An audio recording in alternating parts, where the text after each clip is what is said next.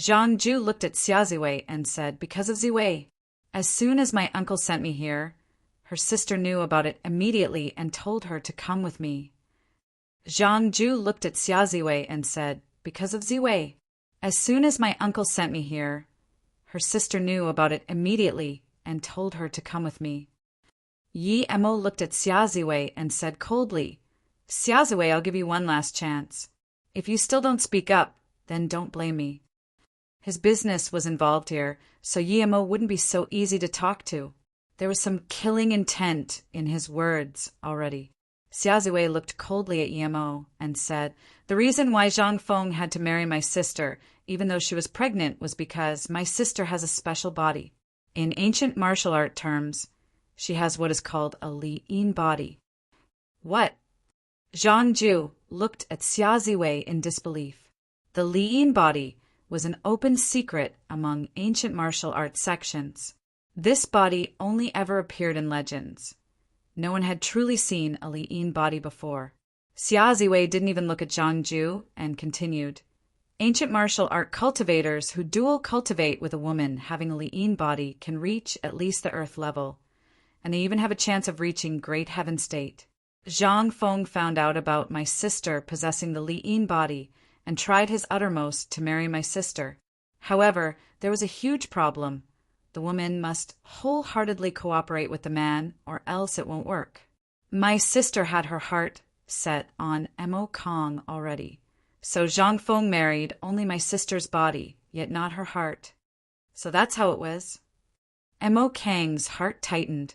He suddenly hated himself for not even being capable of protecting the one woman he loved. What was the point of having this much money? He would rather have nothing if it meant he could live with Xia Ro forever. Xia Ziwei looked at Emo Kong in contempt. She looked down on him from the bottom of her heart. He couldn't even protect his own woman. The reason that Zhang Feng didn't dare kill Emo Kong was because he was scared my sister would close her heart completely. If she did, then he would stand no chance. However, after all these years, Emo Kong still lived in the Xiao family. Hence, he thought of a wretched way of sealing Emo Kang's meridians, turning him into something that would never wake up. If my sister still wants Emo Kong to live, she wouldn't be able to reject his will. Xia Ziwei wiped the sweat from her head and said, "My sister knows Zhang Feng's character and she knows his means. Turning people into a vegetable like this entails that even if you don't die of old age, you will still die due to constantly reflecting on your most painful memories. Therefore, my sister told me to build a temple for Emo Kong, putting a magic artifact inside to release the hatred in his heart so that he may live a few extra years." So that was it. Emo Kong had tears all over his face and just kept muttering Xia Ro's name. His torture had been physical, but Xia Ro had been tortured both mentally and spiritually. And here he was, all this time blaming her for her betrayal. But 20 years have passed, and Zhang Feng's patience is running thin. He thought Emo Kong had died, yet my sister still wouldn't love him. Just when he was about to lose control, his men found out about Emo Kong being fine over at Luoyu. Even he couldn't believe that Emo Kong could have been cured. He knew that this was his chance. He used this opportunity to threaten my sister. 20 years ago, he didn't dare to threaten her, but now, no matter whether he does or doesn't threaten my sister, she wasn't cooperating anyway. Xia Ziwei's tone gradually calmed down. She continued, "My sister was about to come see Emo Kong, but her actions were under Zhang Feng's control, and he didn't allow my sister to come. Yet this time, my sister had made up her mind to come. So Zhang Feng wanted Zhang Ju to bring Emo Kong back first. My sister knew what Zhang Feng wanted to do, and told me to stop Zhang Ju from bringing him away." "Then what is it your sister wants?" Yi Emo asked. Xia Ziwei shook her head.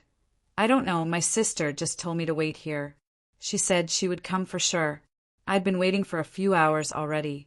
And you know what happened afterwards. My sister is afraid that if Emo Kong is taken away, there's no way he will ever be able to return." Yi Emo stared at Xia Ziwei and said, but I still feel like you're lying. Why can I see in your eyes that you want Mo Kong to die as early as possible? Last time I was here, your eyes were also the same.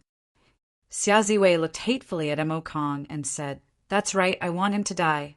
If it wasn't for him, why would my sister be in this situation? This kind of garbage, how can it live for this long? Mo Kong was holding his head, muttering, Yes, I'm a piece of garbage, complete garbage. Yi Mo ignored Xia Ziwei and kicked Zhang Ju again. So you want to scheme for the beauty pill at Flowing Snake, right? Other than Zhang Feng, who else is thinking the same way? You don't need to ask him. I will tell you. A plain yet heavy voice sounded. Yi Mo had also already noticed that person's arrival before that. This person was very fast. There was a 200-meter distance between them, yet he appeared in a mere moment.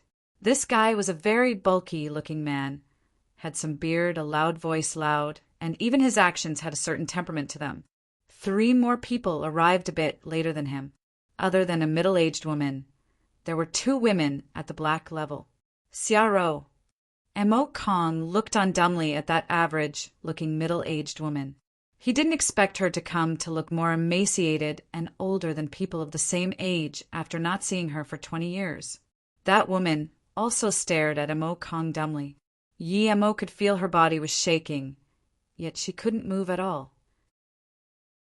That bulky man looked softly at Xia Ro and said, Ro-er, I've already agreed for you to come see him once. Say what you need to say, and remember our promise. Xia Ro didn't seem to have even heard this man's words, as she moved slowly towards Mo Kong. Mo Kong couldn't hold it in anymore, and charged over to Xia Ro, hugging her, while he couldn't say a word. The bulky guy stared at Mo Kong with killing intent flashing across his eyes. A mortal dared hug his wife in front of him. Only Yi Mo managed to see him raise his hand, so he stepped forward and caught a very thin needle. He looked coldly at the guy and said, Zhang Feng, right? How dare you use projectiles in front of me? Before the man could talk, Xia Ro reacted and pointed at the man. Zhang Feng, what was it you promised when you came along? Why did you attack Mo Kong? You lied. Zhang Feng's face went green, and, ignoring Yi Mo, he said in a cold voice, You have the guts to cheat on me, hugging another man in front of everyone. Yet you still dare criticize me? You can forget any past deals we had. Although Xia Ro was just a tool to him, she was still his wife. He couldn't tolerate what she was doing. Cheating on you? Bullshit. Zhang Feng, you finally show your true face. Let me tell you, I never thought about going back alive today. I've already long since married Mo Kong. Look at this. You've imprisoned me for 20 years. Now, I will die with Mo Kong. And what can you do to keep imprisoning me? Xia Ro took out a red booklet and waved it in front of Zhang Feng. You dash! Zhang Feng saw the marriage certificate and almost spat out blood. Although it was a marriage certificate of the mortal world and trash to him, he couldn't tolerate Xia Ro had kept it for all these years. Xia Ro! Mo Kong called. Xia Ro smiled sadly. Mo Kong, although I haven't lived with you, we can still be together after we die. I brought this on you all these years. I promised I was going to come out and find you, but I wasn't able to. Mo Kong finally came to his senses and shakily pulled out a sealed marriage certificate from his pocket. Xia Ro, I have mine here too. We can be together forever now. Don't worry. Brother Yi said he will help me. Brother Yi? Xia Ro repeated. Mo Kong nodded and pointed at Yi Mo. Yes, this is Brother Yi. He's the one who cured me of the disease before. Ahaha. Zhang Feng was so angry he laughed. Even if Xia Ro immediately agreed to dual cultivate with him now, he wouldn't let a woman who had betrayed him live. You are that, Brother Yi? You asked me how I dare shoot projectiles in front of you? You dare investigate about our hidden sex? Zhang Feng's laughter stopped. There was not a bit of a smile on his face. His face was even colder than his voice as an intense killing intent surged up. He needed to beat this person in front of him to a pulp right now. Yi Mo sneered. I also broke Zhang Ju's knee.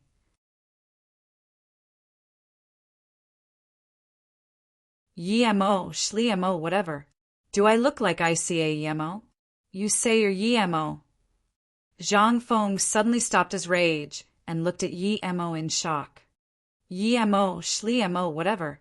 Do I look like I see a Yemo? You say you're Yemo. Zhang Feng suddenly stopped his rage and looked at Yemo in shock.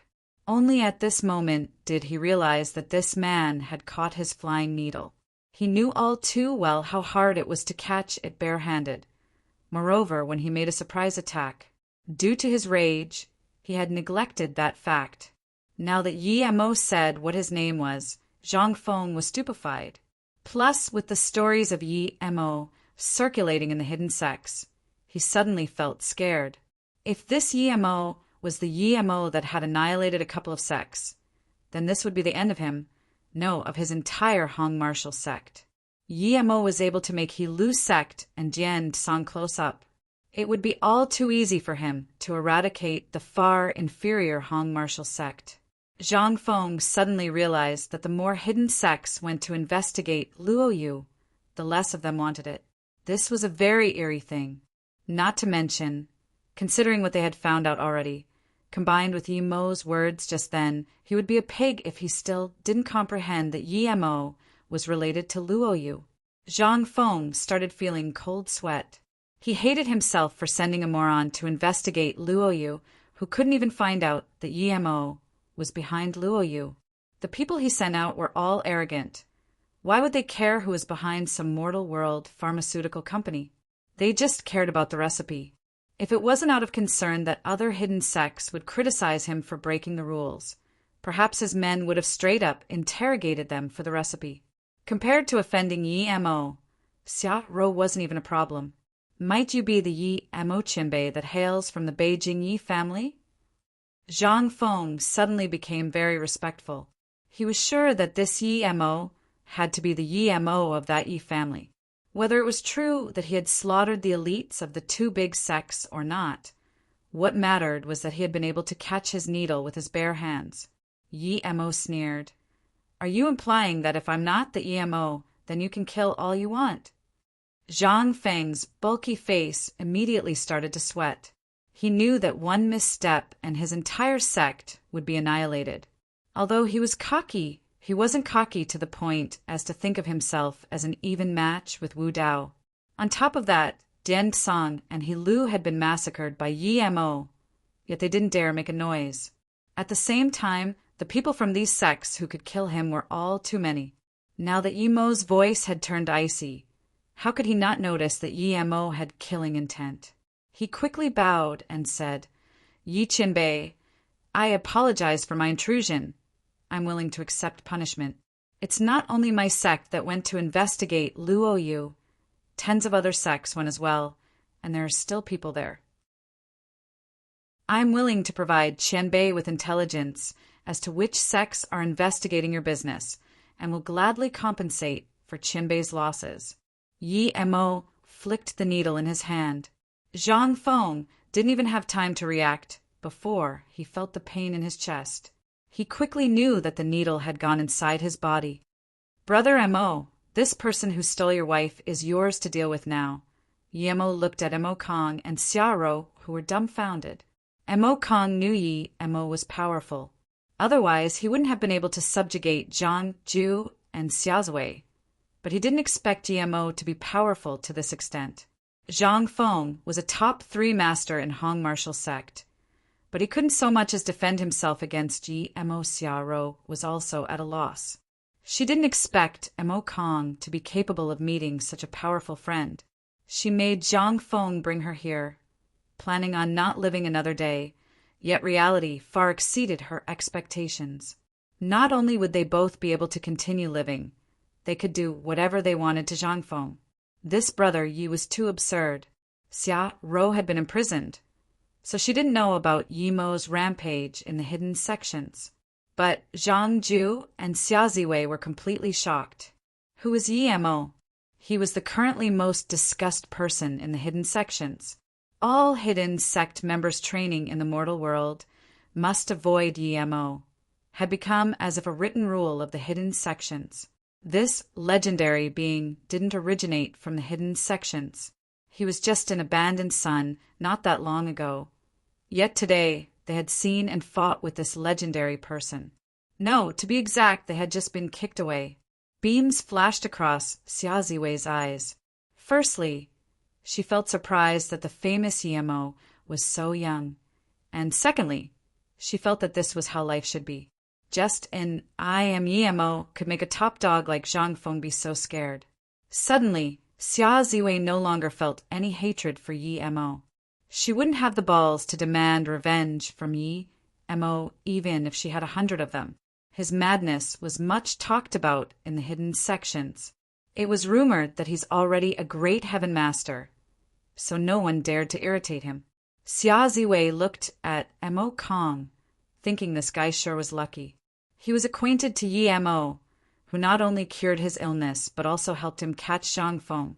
Zhang Feng, I wanted to kill you many years ago, but I couldn't beat you. You took my wife and obstructed me for decades. I know that I could never be a match for you in my entire life, and that you must be unwilling to die like this. But I have a good brother.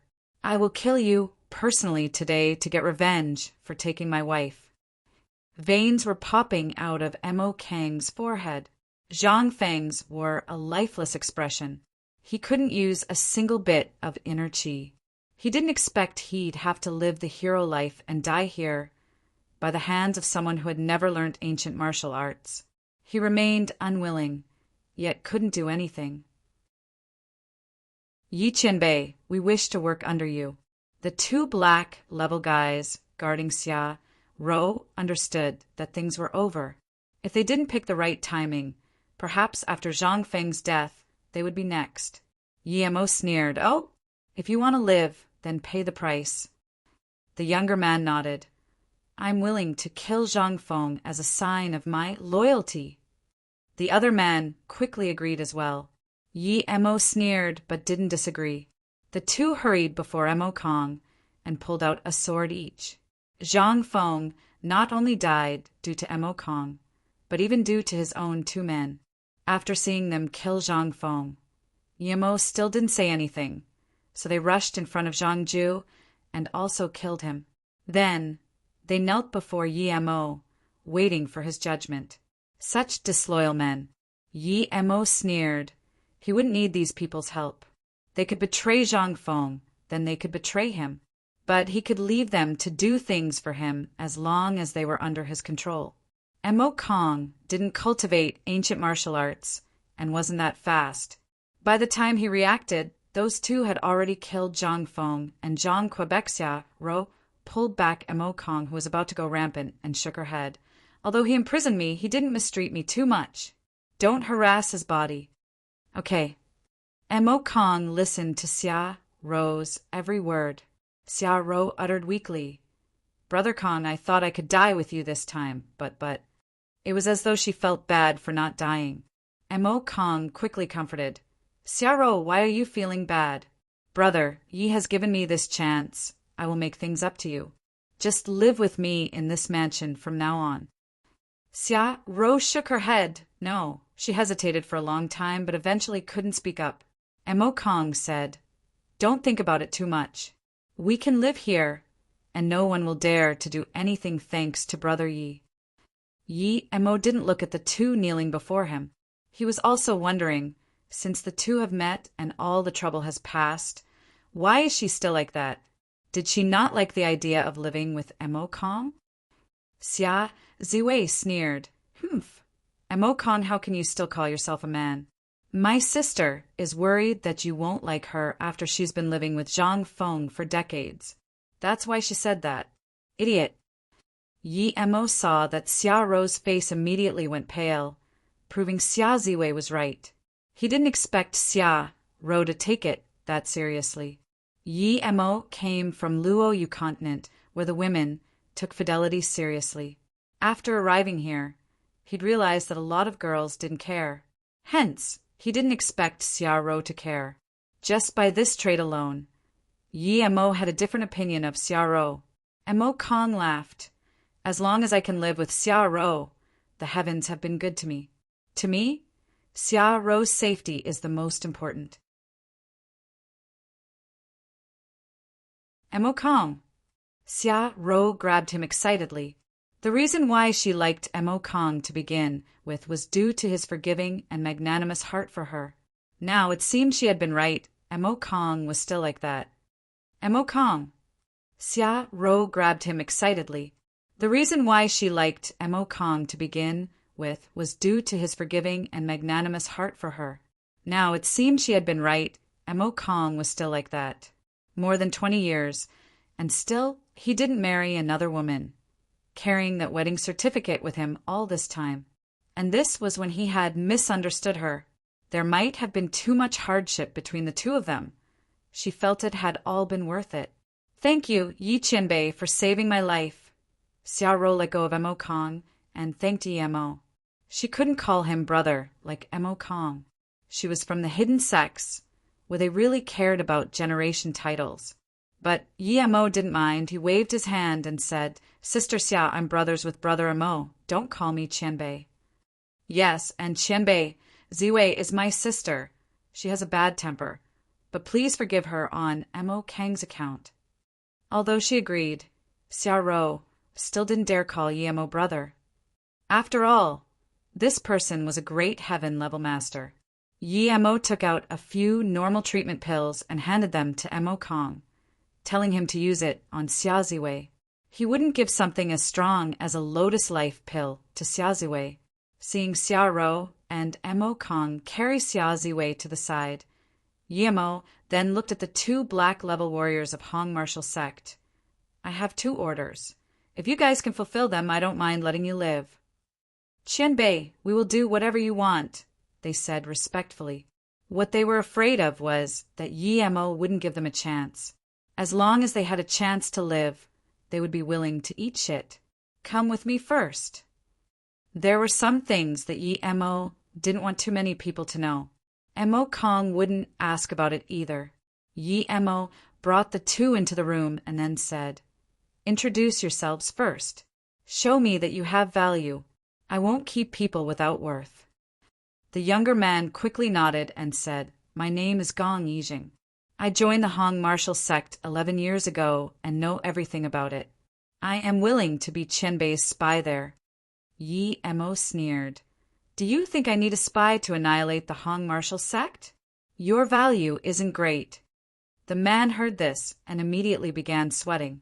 The other balder man heard this and said, I'm Tangyu. I've been in the Hong martial sect for 19 years, and not only do I know the sect very well, but I also know about many other sects and their members. This time, people dared scheme for Qianbei's Luoyu company, so I'd like to investigate the matter and present a detailed report to Qianbei. Wan Bei is also willing to investigate, Gong Yijing quickly said. Yi Emo sneered. I don't need you to investigate. I can still let you go, but I have a way to control your soul and will need you two to cooperate with it. When I use it, don't resist or you will die. After I take a part of your soul, you won't be able to betray me in your life. If you do, I merely have to shatter your soul card, and no matter how far away you may be, you will still die. Hearing Yi Emo's words, they were both shocked.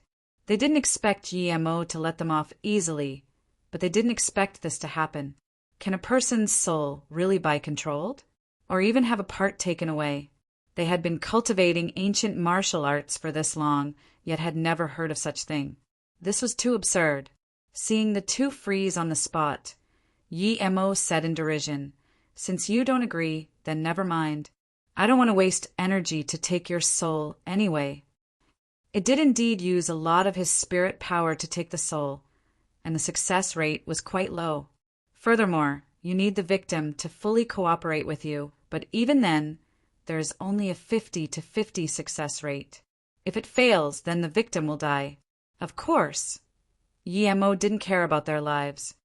Qianbei, I am willing. Gong Yijing was the first to react and said. Tangyu saw this and also quickly responded. Qianbei, I'm also willing. Okay, in that case, relax and don't think about anything, Yi Emo instructed as he took out 2 small jade cards. He was preparing to seal their souls in these jade cards. If he had still been at the chi gathering primary stage, the success rate would have been even lower. When Yi and Mo extracted their soul, the two felt a sense of weakness. After seeing their soul taken away with their own eyes, they noticed a black line on the jade cards. Then Yi and Mo put the jade cards away into some unknown place. Originally, they thought Yi and Mo was just trying to scare them, but now they didn't dare doubt him at all. They both had a deep feeling that if only Yi and Mo shattered the jade card, they would die immediately. Yi and Mo didn't expect the first time to succeed. Usually, cultivators use this against mortals, and it was very hard to succeed on cultivators unless the difference in their cultivation was really high. Qianbei, please give your orders. The two were both anxious and didn't dare to think about anything else. This was too metaphysical for them to understand anyway. Yi and Mo nodded and said, "Tell me everything you know about the hidden sects and write it out. Then head back to your sect leader and tell him that I ordered you to have him send a letter in my name to all the hidden sections. Those who dared scheme for my Luo, you may start preparing for their annihilation. If they can take out some things that I'm happy with, then I can let it go. But if I'm not satisfied with what they show me, or if they pretend to have never gotten word of it, then don't blame me for being ruthless." The two heard this and felt lucky that they got to follow Yi and Mo early on. Otherwise, they would have been dead meat. They wondered how badly those who had schemed for Luo Yu at first, yet were now being taxed by Yi and Mo, were going to feel and regret. Besides, there was nothing bad about serving Yi Qianbei. Look at how dominating he was.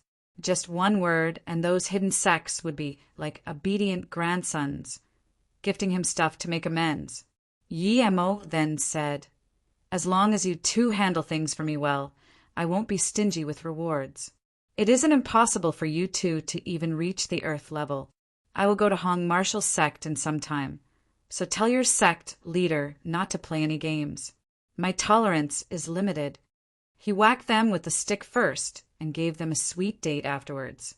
Although Yi and Mo knew the two wouldn't dare to betray him, if he wanted them to do things of their own initiative, he needed to reward them. "Yes, Qianbei," the two said as they started thinking. In all of the hidden sects, the people at Earth level were not many. If they hadn't met Yi and Mo, they would have remained Black level for the rest of their lives, but now, this was their chance. Even if there wasn't any soul control, they would still try to please Yi and Mo. When Yi and Mo brought the two out, Mo Kong and Xia Ro were already waiting for them. "You two go first." Yi and Mo waved for Gong Yijing and Tang Yu to leave. Mo Kong looked at the two strangely and asked, "Brother Yi, are you really letting these two go?" Xia Ro pulled Mo Kong. She meant that this was Master Yi Mo's business, so he shouldn't intervene. Yi and Mo didn't mind at all and nodded. "Yeah, they grabbed this chance well, so I told them to relay a message to the Hong Marshall sect." He then looked around and said, "Since there's no problem here, I'll be going to investigate that jet now." Mo Kong said, "Mo Ping is already investigating. I'll come with you to have a look later as well." "Qianbei, I'm not planning on going back, but if there's anything you need, just tell me. Xia Ro can still help." Xia Ro thought that even though she wasn't strong, she had still been living in the hidden sects, and so she knew the hidden sects better than Yi and Mo. She had heard Ziwei say that Yi and Mo didn't come from the hidden sects after all. Yi and Mo waved his hand and said, "You two just have a good reunion. I can investigate the plane myself. If Mo Ping finds something, just tell him to go meet me tomorrow afternoon at the Bamboo Night private manor. That's where I'll be." Xia Ziwei hesitated for a while before saying, "Yi Qianbei, 3 years ago when my sister told me to bring Mo Kong here, I encountered something, and perhaps it might be of use to you." "What is it?" Yi and Mo looked at Xia Ziwei. She was a meticulous person in his opinion, so what she wanted to say would surely matter to him. "What is it?" Yi and Mo looked at Xia Ziwei. She was a meticulous person in his opinion, so what she wanted to say would surely matter to him. Xia Ziwei organized her thoughts and recounted. 3 years ago, I was sending Mo Kong back, and because it was far away, Mo Kong called a helicopter over. When we neared the fishing island next to Hong Kong, I saw a civilian jet being a bit shaky as it almost fell into the ocean. But soon it seemed under control again. Hence, I didn't mind it much. But 2 days later, I saw on the Hong Kong news that a plane flying from Australia to Korea had gone missing. At the time, I guessed it was probably that plane I had seen, but I didn't really care about it then.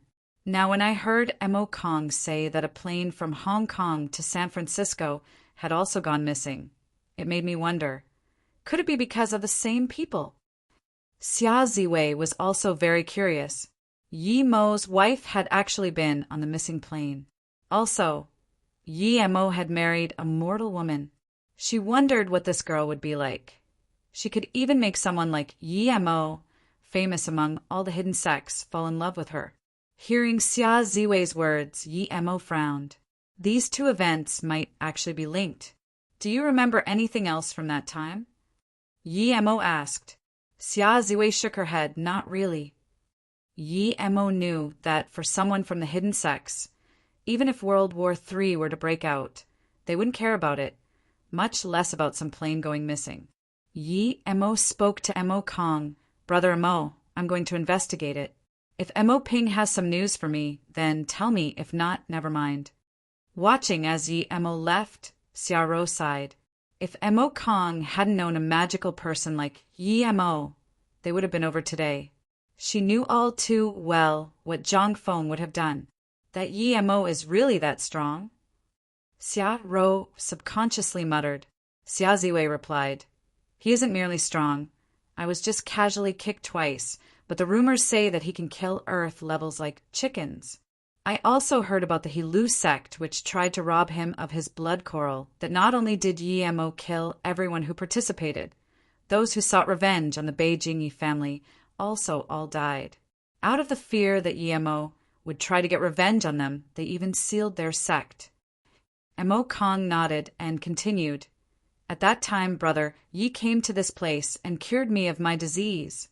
I already knew back then that brother Yi was a person of significance, and now he has indeed become a dragon.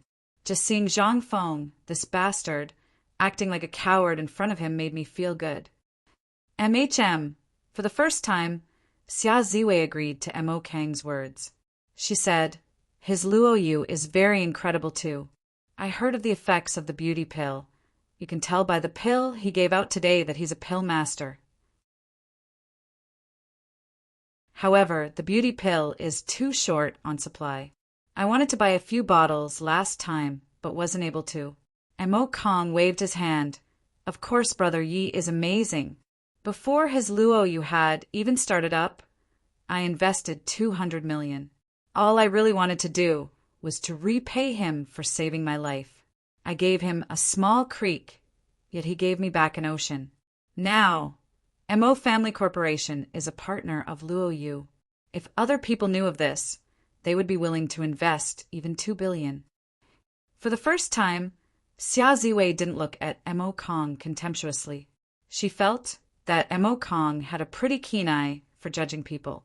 Thinking that he was a partner of Luo Yu now, Xia Ziwei for the first time spoke to him nicely as she asked, Then could you get some beauty pills? Mo Kong looked at Xia Ziwei in dissatisfaction. I'm the CEO of Mo Family Corporation. Our corporation partners with Luo Yu. So, do you think I can get my hands on some beauty pills or not? I can get a few hundred bottles, much less a few. Really? Xia Ziwei had a surprised and joyful look and quickly called out, Brother-in-law, you must help me get some. She didn't even realize the change in title. Hearing her sister call Mo Kong brother-in-law, Xia Ro looked at Mo Kong softly. Although they had experienced so many years of hardship, she had chosen the right person. He was a man worth loving. Yi Mo had been in Hong Kong a few times but wasn't really familiar with the place. Each time he came here, he had had a clear purpose. Yi Mo remembered Uncle Pei's rice noodle shop, which had cost him his life because of the Datang people. Although Yi Mo had annihilated Datang, Uncle Pei could never live again. So this time, Yemo wanted to check out his shop and reminisce about the man. At the same time, he wanted to see if he could find some clues in the most chaotic place of Hong Kong. If not, he would just go to the airline company. Meow Poo was indeed the most chaotic place in all of Hong Kong. As soon as Yemo got there was a youth with his body full of blood charging out with two men with hacking swords chasing behind him. It was obvious they wanted the youth's life. Yemo shook his head. By the time the police would be here, the youth would already be dead. Of course, Yemo wouldn't care about such a thing. He just walked towards the streets of Meow Poo, but showed no intention of moving aside. Many onlookers looked at Yemo as though he was an idiot. In Meow Poo, fights happened every 3 to 5 days. Normal people would all dodge away.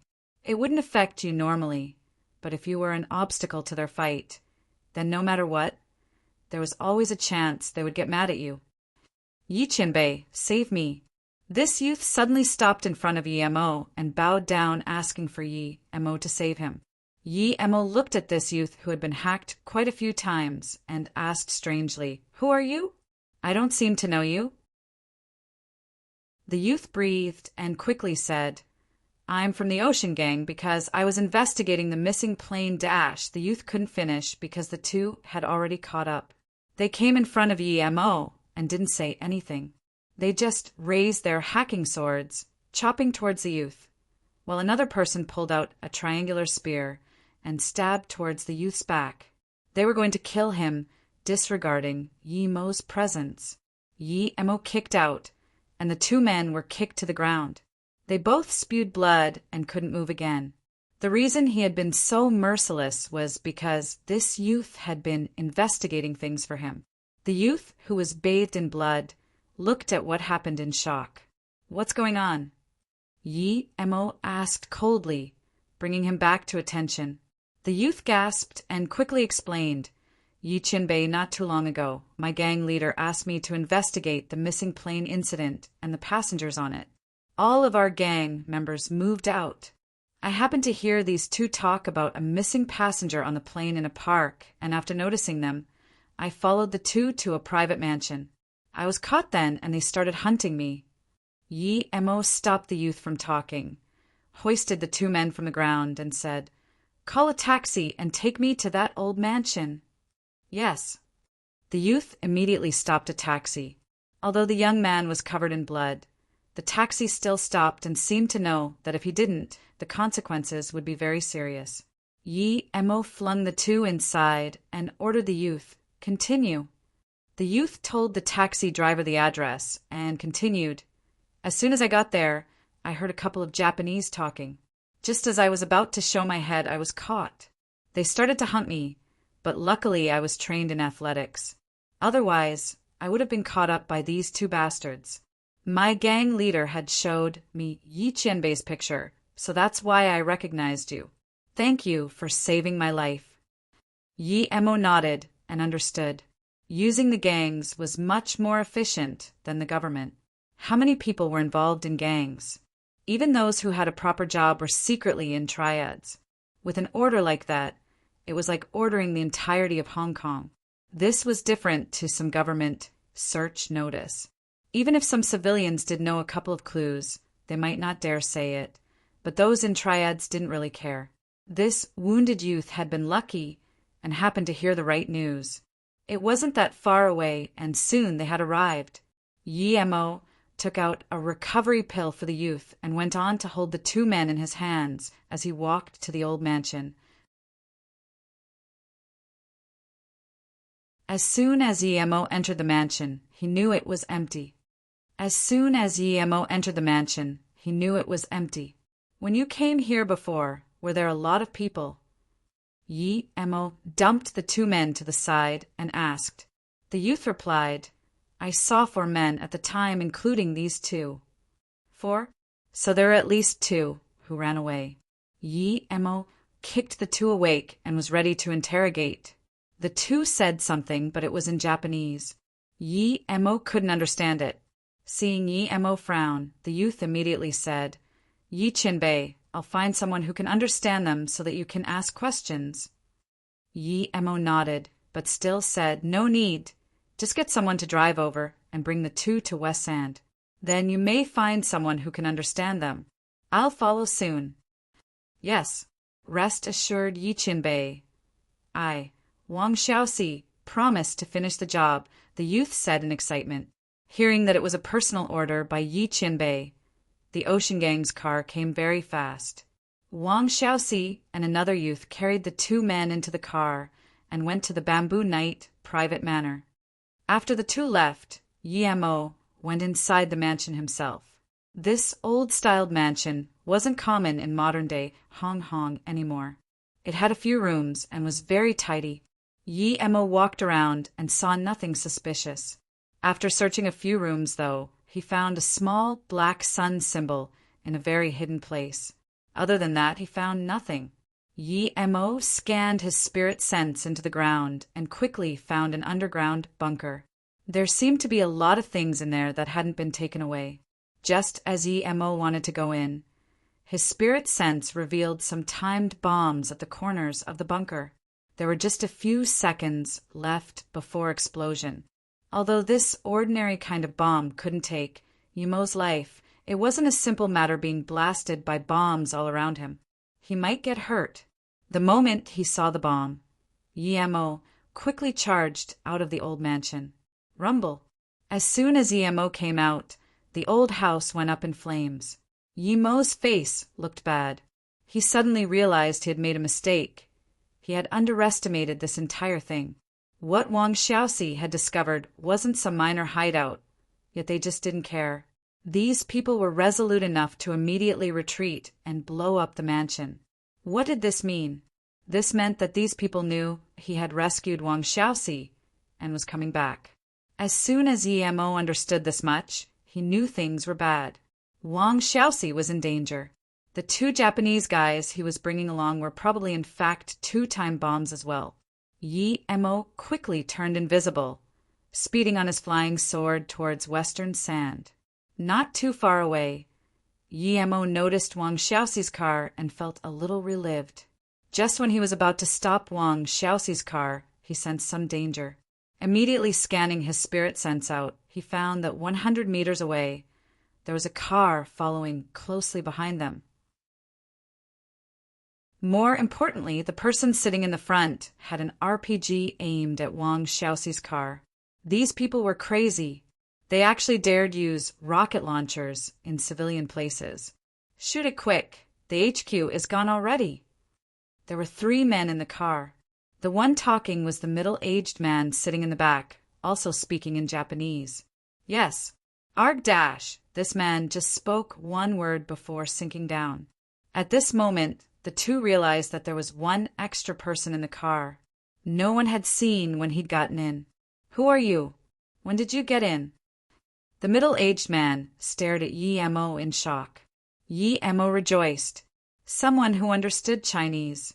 The driver had fast reactions, pulling out a gun instantaneously, but before he could fire, he was knocked out by Yi Mo and dumped onto the back seat. The middle-aged man was also knocked out.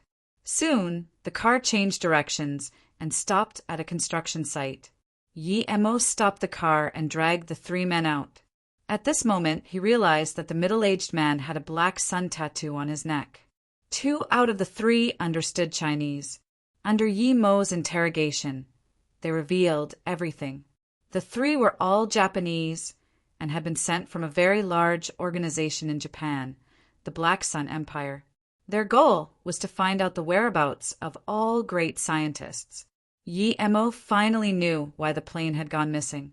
There was a professor called E.I.A. Stein on the plane, which was why the Black Sun Empire hijacked the plane. Ning Qingxiue just happened to be on it. Moreover, Yi Mo also found out that the plane that went missing 3 years ago was also due to this organization. As for why this organization abducted so many scientists, Yi Mo could guess that as well. No wonder they guarded their secret so heavily. If this spread out, the entire world would be their enemy. However, Yi Mo also found out that a very beautiful girl had jumped off the plane halfway. Yi Mo knew that girl would probably be Ning Qingxue. His heart was burning with worry. He didn't know if Ning Qingxue had a parachute on at the time, because normally passenger jets didn't have parachutes. However, the one Yi-Mo captured obviously didn't know if the plane had one either. Seeing that he couldn't get anything more out of them, Yi-Mo turned them all to dust. As for abducting the scientists, Yi-Mo wouldn't care. Even if they took all the scientists in the world hostage, it had nothing to do with him. But how dare they abduct Ning Qingxue? Yi-Mo had listed the Black Sun Empire in his must-destroy list. Yi-Mo just hoped that Ning Qingxue had a parachute. But even if she did, the passenger jet had been flying very high, so her chances of survival weren't huge, but this was better than nothing. Yi-Mo was no longer in the mood to investigate. He had to find Ning Qingxue immediately. Yi-Mo got to Western Sand as fast as he could and found Wang Xiaoxi standing at the door in distress. The two men were already dead. They had probably committed suicide by now. But now their death wasn't important anymore to Yi-Mo Yiqianbei. Wang Xiaoxi was full of guilt. Yi-Mo waved his hand. You did very well. You can come with your gang leader when the meeting starts. Wang Xiaoxi was shocked by this huge, fortunate event. Yet Yi-Mo had already walked in. Gang leader. Wang Xiaoxi looked at the man behind him in excitement. When Yi-Mo came over, he had his head even lower. They had screwed things up. Only when Wang Xiaoxi called him gang leader did he came back to his senses, grabbing Wang Xiaoxi's hands in excitement as he said, Xiaoxi, it's all thanks to you this time. Don't worry, this time Yiqianbei will reward us. I will definitely treat you well. You did great. When Yi-Mo walked into the main hall, he noticed that Zhao Biani was here. Zhao Biani had kept constant notice of this place. So as soon as Yi-Mo had appeared, he had gotten the news. Yiqianbei, why did you come early? Yi-Mo told Zhao Biani last time not to call him Qianbei, yet now he was in no mood to repeat it. He just said, Gang leader Zhao, immediately call all of those gang members here. Collect as much info as you can, because I will be leaving Hong Kong tonight. Yes, Yiqianbei, I'll immediately notify them. Zhao Biani didn't dare ask what had happened. This time, Yi-Mo had to wait even less long. Perhaps due to Yi-Mo's promise of a reward, or due to his dominating presence in the morning, it took less than an hour for all the people to get there. Yi-Mo scanned everyone present and said plainly, Thanks to the help of the Ocean Gang, I found some useful information. Therefore, I'll be leaving this place today. If some people have already found something useful, please speak up immediately. If not, then I will be counting on you guys the next time I need help. Yi-Mo scanned everyone present and said plainly, Thanks to the help of the Ocean Gang, I found some useful information. Therefore, I'll be leaving this place today. If some people have already found something useful, please speak up immediately. If not, then I will be counting on you guys the next time I need help. As soon as Yi-Mo finished speaking, almost everyone looked at the big brother of the Ocean Gang full of envy. The Ocean Gang was strictly putting out a mob. They were fishermen who happened to also do some illegal trades. Yi-Mo didn't care about what everyone was thinking. He took out a jade bottle and said, This is a qi increasing pill. Whoever is the Ocean Gang's leader, come up and take it. You can eat it right here. However, Wang Xiaoxi helped me out a lot this time, so I hope you will treat him well. Yes, Yiqianbei. I, Lucy, will remember Qianbei's words. While having everyone's jealous eyes directed at him, Lucy walked up to Yi-Mo in excitement. He bowed first, and then shakily took the bottle. As soon as he ate this pill, he would reach yellow level. Lucy took the bottle to one corner of the hall, decisively consuming it. Even if Yi-Mo hadn't told him to eat it here, he wouldn't have dared take it outside. If he did, he would be killed instantaneously. Yi-Mo had allowed him to eat it here, clearly because he had taken that into consideration. Looking at the way Lucy ate it, Yi-Mo knew that the guy must not have a cultivation method. He sighed. Without a cultivation method, Eating this pill was no different from eating rice, a waste of food.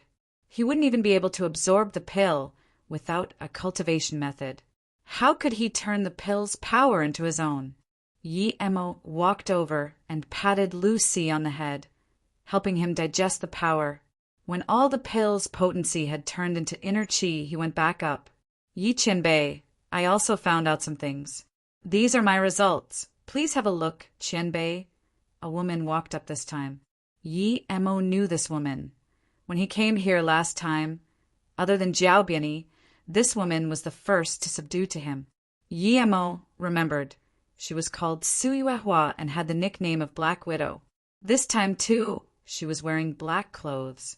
Since she was able to procure some results in such a short time, it meant that this woman wasn't simple. Furthermore, she was one out of the mere 3 yellow levels present, yellow level peak at that, having the highest cultivation out of the 3. She probably had her own story, but Yi Emo didn't care about it. Yi Emo took the data from her and gave it a look. If it turned out to be worthless, he wouldn't be giving up his qi-increasing pill that easily. Yi Emo saw that there was actually a lot of info. This woman was meticulous indeed. This was precisely what he needed. What she had found out was that the model of the plane was a US MM-871, and the info even described its max speed and altitude.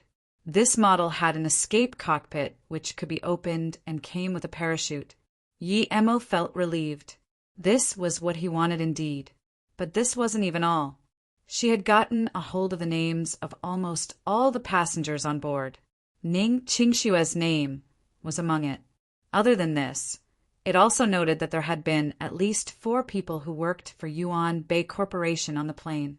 Their goal had been to abduct Ning Qingxue and take her to America. The mastermind behind this was the young CEO of the corporation, Yuan Qibing. Slap. Yi Emo slapped on the round table. The solid granite table had a huge crater smashed into it. The scene was quiet. No one dared make a sound. Yuan Qibing, you're asking for an early death yourself, so don't blame me, Yi Emo said to himself.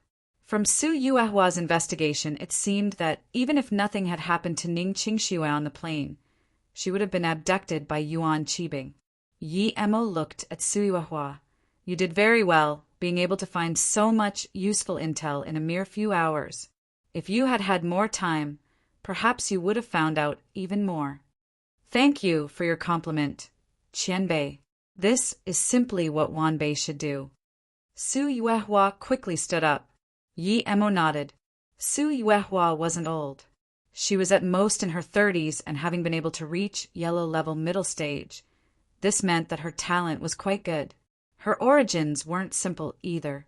He wondered how someone like her had started working in the mafia. TL note. Yes, I know it was said before that she's yellow peak, and now that she's yellow middle. This is the original text of the author. He probably meant peak of yellow level middle stage. She said that this was what she should do, and not that it had been her luck. This meant that she truly was a capable woman. Her power in Hong Kong far exceeded your average gang level. Someone like her would be useful to him. Ah! At this moment, Lu Si suddenly yelled. He jumped up and punched. The solid stone floor had a bowl-sized dent punched in by his fist. Even the house started shaking. Everyone was shocked once again. Lu Si could make such a big hole in the solid granite floor. This meant that his power had increased to an incredible level. Yi Emo nodded. Not bad. You have yellow level power now, and some inner chi too. You just need to learn a few moves, and you'll truly have become a yellow level. There was something Yi Emo didn't say. Lu Si's foundation was too shallow. He had never trained systematically before. Although he had brought him up to the yellow level, only his reaction speed and power was at the yellow level. There would still be some difference compared to someone who had trained to the yellow level by himself. Seeing Lu Si became yellow level in such a short time and his power shocking everyone at the scene, people's eyes were red as they cursed for not having gotten this opportunity. But after that, everyone turned their eyes to Su Yuehua. From Yi Mo's words, They knew that the next one to get the pill was Su Yuehua. Su Yuehua also stared at Yi Mo nervously. Ever since she'd reached yellow level middle stage, she had sunk into a bottleneck. 5 years had gone by, and she was still yellow middle stage. This was due to her lacking cultivation time and environment, but also due to not having any good herbs to her disposal. She had never doubted her potential. If her potential wasn't good, she wouldn't have reached yellow level in her 30s. Thank you for everything, Qianbei. Only now do I realize how pitiful I was before. Lu Si walked up to Yemo and knelt down. Before he'd reached yellow level, he had had no concept of ancient martial arts at all. He just knew that yellow level was stronger than him. But now that he reached the yellow level and had some faint inner qi in his body, he realized how ridiculous his thoughts were before. He also grasped that if a normal martial artist were to fight with a yellow level warrior, then no matter how good they were, they would die for sure. He hadn't even dared dream about his current power before. From this, one could see how terrifying Yi Mo was. Yi Mo waved his hand and said, "No need to thank me, this is what you deserve. Go back first." Everyone looked at Lu Si with envy. Although everyone wanted to ask how strong he was right now, no one had the guts to talk now. Some gangs who had conflicts with Lu Si were already thinking of ways to resolve them. Yi Mo looked at the hopeful Su Yuehua and said, "You are very good. There's a qi increasing pill here. Eat it now. It depends on your luck if you can reach black level or not." When he gave a pill to Luo Xian, she had been just yellow level middle stage, yet she reached black level primary stage peak under the effects of the pill. But Su Yuehua was already at the peak of yellow level middle stage. Su Yuehua quite possibly might reach the black level. Yi Mo's words shocked everyone again. He said she might even reach black level. Everyone knew there were 3 yellow levels from what Yi Mo had said in the morning, but they didn't expect she actually wasn't yellow level primary stage. Her name wasn't well known in Hong Kong, yet she was a yellow level. This made a lot of people who had had nefarious schemes for her feel some cold sweat. Su Yuehua took the pill excitedly. For her, it was already heavenly fortune if she could break past the yellow level middle stage barrier. But Yi Mo said that she might even reach black level. She almost couldn't contain herself from excitement. Black level. She had never even dreamed about it before. Seeing Su Yu consume the pill and digest it, Yi Mo nodded. Su Yuehua did have her own cultivation method, but even the yellow level middle stage, Su Yuehua didn't dare to bring the pill outside and chose to take it here. Seeing Su Yu consume the pill and digest it, Yi Mo nodded. Su Yuehua did have her own cultivation method, but even the yellow level middle stage, Su Yuehua didn't dare to bring the pill outside and chose to take it here. With everything done, Yi Mo stood up. "Thank you everyone for your help. I will gift everyone a recovery pill. Then, the meeting ends here today. You may leave after taking your pill." Yi Mo took out a big porcelain vase and gave it to Jiao Biani, making him give everyone one. This pill wasn't very precious, but could treat wounds much better than normal medicine. Although only 2 people got the qi increasing pill, everyone was happy that they got the recovery pill. Even if Yi Mo hadn't given anything, no one would have dared to go against his orders. Seeing that everyone had left, Yi Mo took out a normal ancient martial arts cultivation method for Jiao Biani and said, "You've helped a lot this time. Here is an ancient martial arts cultivation method. What degree you reach will depend on your own fortune."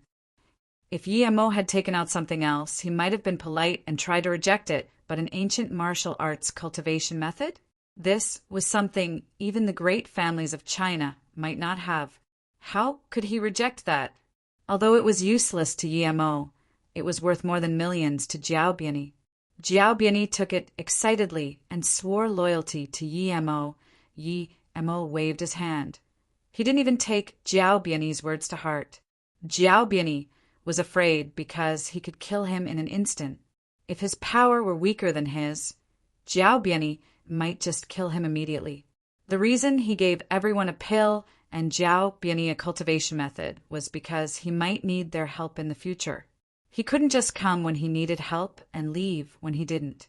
If things were to continue like that, then even if they didn't dare to not come, they would do things half-heartedly. I have a friend called Mo Ping. If he comes tomorrow, tell him that I'm already gone. Yi Mo was afraid Mo Ping would come looking for him. Mo Ping. Zhao Biani repeated. What, you know him? Yi Mo looked strangely at Zhao Biani. Zhao Biani nodded nervously. If it's the Mo Ping of the half-mountain mansion, I know of him, but I don't know him personally. His uncle is a British baron, and he is the chief of commerce of the Hong Kong Commercial Association. Yi Mo just realized that Mo Kong and Mo Ping had such a status, yet no matter how much status they had, they were played with however the hidden sex liked it. Okay, you leave first. I have something to say to Su Yuehua. Yi Mo saw that she had digested the pill, and her face showed surprise and joy. Yes, Zhao Biani quickly exited. Today's events had been like a dream.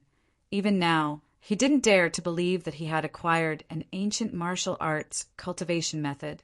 Walking outside, Zhao Biani thought of something. How could Yi Mo take out so many things if he wore such thin clothes? He wondered how Yi Mo had taken out all these things.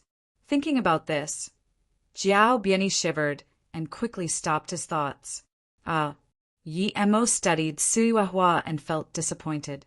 Her cultivation ability was far less than her investigation capabilities.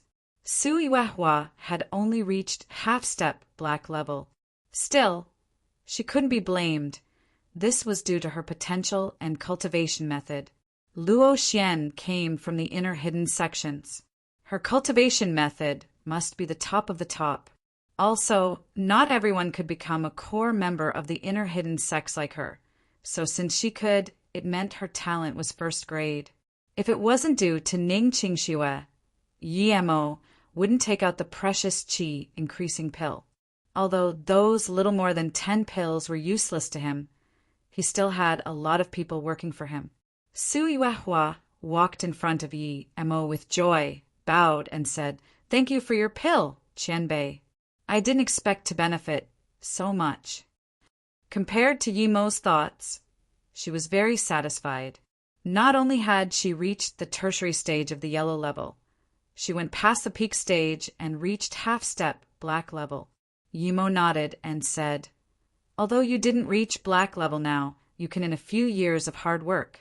Su Yuehua, you're a smart person. Do you know why I made you stay behind? Su Yuehua wasn't ugly, but she wouldn't be so arrogant as to think Yi Mo wanted her here for her looks. "Qianbei, please make your orders. Although my power in Hong Kong is average, I have my ways." Su Yuehua immediately understood what Yi Mo meant. Yi Mo nodded in approval. "Your abilities are undoubtedly there. If possible, I want you to keep investigating this matter for me. And if you want, you may go to Flowing Snake. I have something that I need someone like you to do. However, the moment you go to Flowing Snake, you belong to me."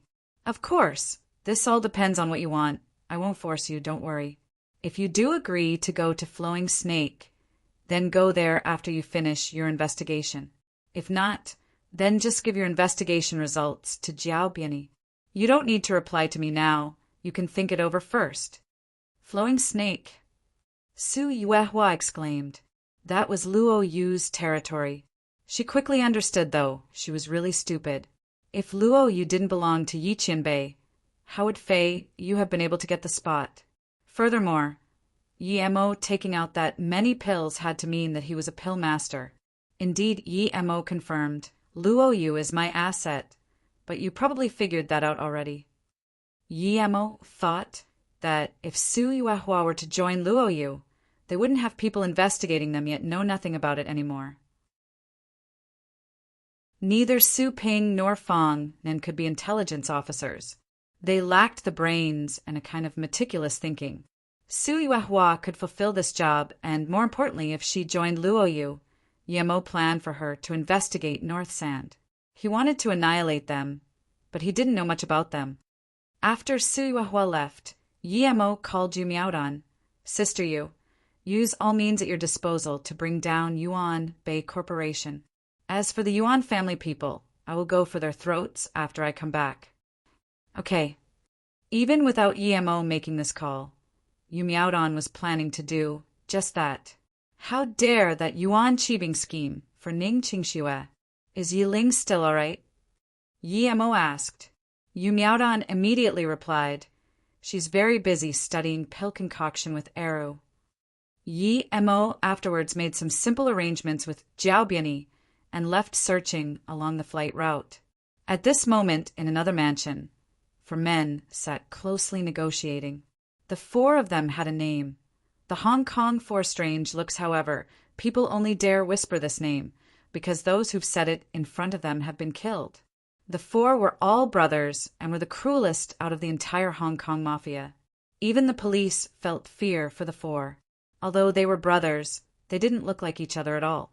That's why they were called the 4 strange looks.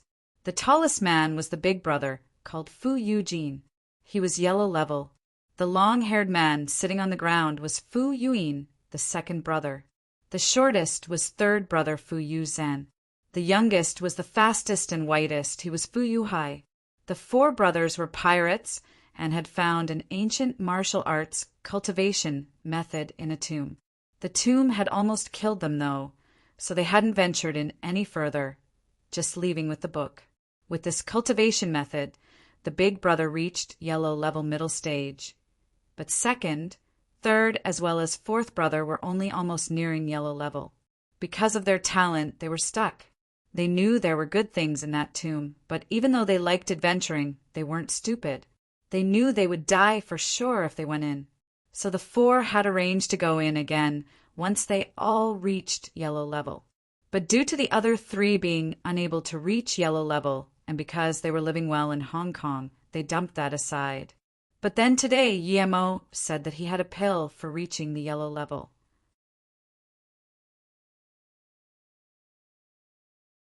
They too had gone to Yemo's meeting today, all of them interested in the qi increasing pill. They too had gone to Yemo's meeting today, all of them interested in the qi increasing pill.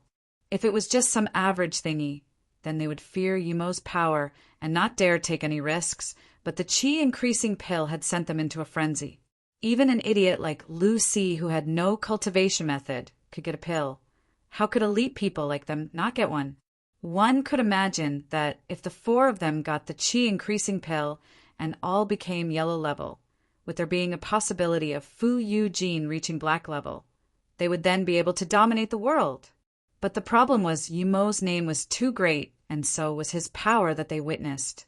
They didn't know whether they should make a move or not. Big brother, Yemo is only by himself and your yellow level. If we ambush him, there's a high chance that we will succeed, Fu Yuin said. He really wanted to reach yellow level and go explore that ancient tomb again. The third brother shook his head.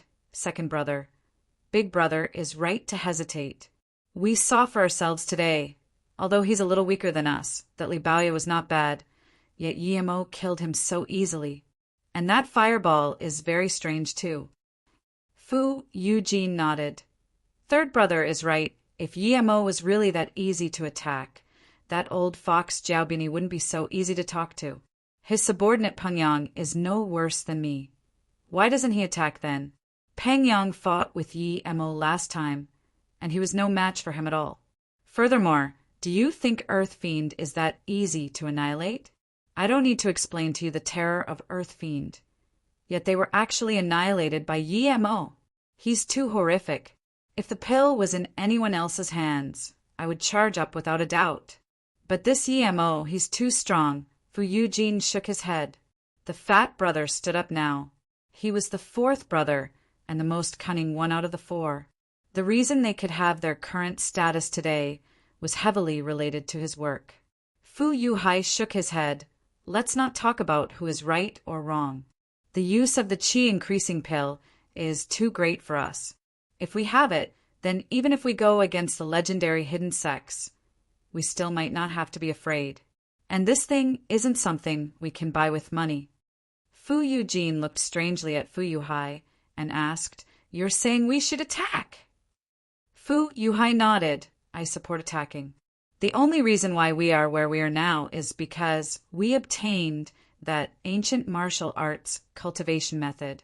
What would we become if we got the qi increasing pill on top of it?" "But fourth brother, don't you know Yi Mo's power? Not only did he annihilate Earth Fiend, Nanqing and Metal River were defeated by his hands all the same." Fu Yuzhen frowned. Fu Yuhai sneered.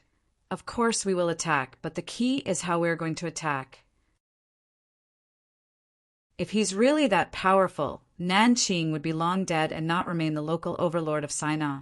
Also, Earth Fiend was indeed strong, but that was in terms of assassination. They were assassins. Even a normal assassin would be able to assassinate a yellow level. Yi Mo is strong, I never said he wasn't. His fireball has the capability to kill, sure, but why does he use it? To make us fear. If he really were strong to the point of killing us just by raising his hand, would he need us to fear him? Plus, Fu Yuhai scanned his brothers and said, "I suspect that fireball of his is related to some high-tech tricks. Big brother, let me ask you, if you had such a fire weapon, could you slap and burn Lu Baoye to death?" "This, of course I could," Fu Yuhai answered, subconsciously. Fu Yuhai nodded. "That's right. I think that Yi Mo should be about black level. We know how hard that is to reach. The book said that if you are talented, you can reach black level in 50 years. How old is Yi Mo? So, we'll definitely treat him as a genius, but he's at most black level nonetheless. But fourth brother, I heard that Dao Xian of Metal River also died by his hands." "Dao Xian was black level," Fu Yuzhen commented. Fu Yuhai said confidently, "Let's not talk about whether Daoist Xiao was black level or not. Even if he was, can't Yi Mo have ambushed him? That's why if we want to kill Yi Mo, we can't fight him head-on. We're no match for him. We need special means to kill in one strike. This qi-increasing pill is worth the risk." Fu Yuin said, "I agree with fourth brother. His analysis is very sound." Fu Eugene was obviously convinced and asked, "Fourth brother, what's the plan?" Fu Yuhai smiled. "I think we should give him a taste of his own medicine." "Explain," Fu Yuin said. Fu Yuhai had a cruel look on his face. "We'll get someone to make a huge bomb, maybe even an incendiary one. I heard that there's an organization in Southeast Asia that is able to make laser bombs. It's tens or even hundreds of times more powerful than normal bombs. But it's pricey. Still, I believe that compared to the qi-increasing pills, money means nothing." Seeing that the others didn't speak up, Fu Yuhai continued, "Of course, we need to choose a good ambush location so that we manage to kill him in one go. Okay, let's negotiate how we're going to act out the plan. It's a pity we don't have any special bombs ready. If we did, tonight would have been the best timing.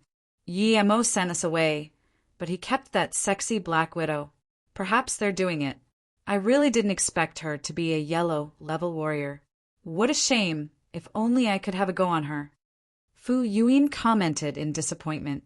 Fu Eugene shook his head. "Second brother, we're talking about a serious matter here. This concerns our lives. Yi Mo would never keep Black Widow for sex. Actually, perhaps he has already left Hong Kong. Big brother is right. If Yi Mo was someone like that, we wouldn't need to be so careful. But if second brother wants Black Widow, it's really a simple matter. Even if she reached black level, we could still capture her. However, we shouldn't try her before we have Yi Mo.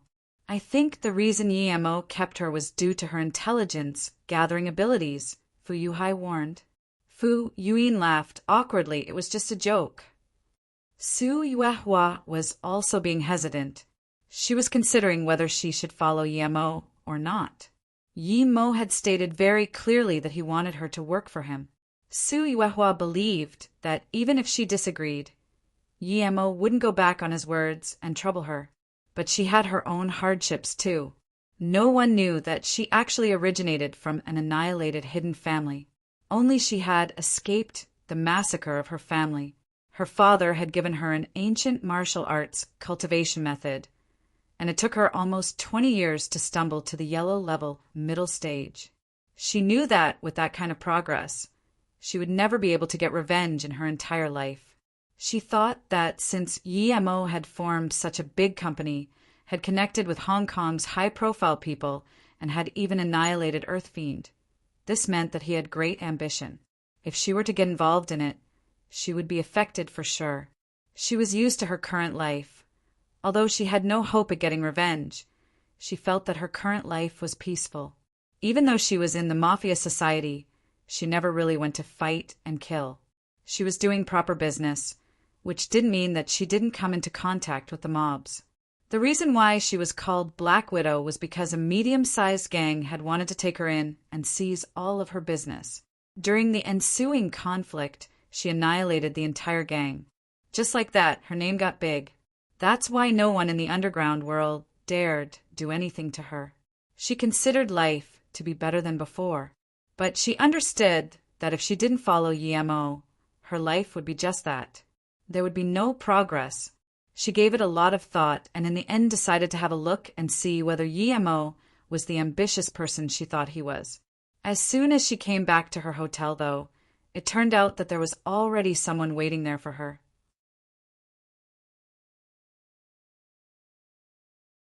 "Do you have some business with me?"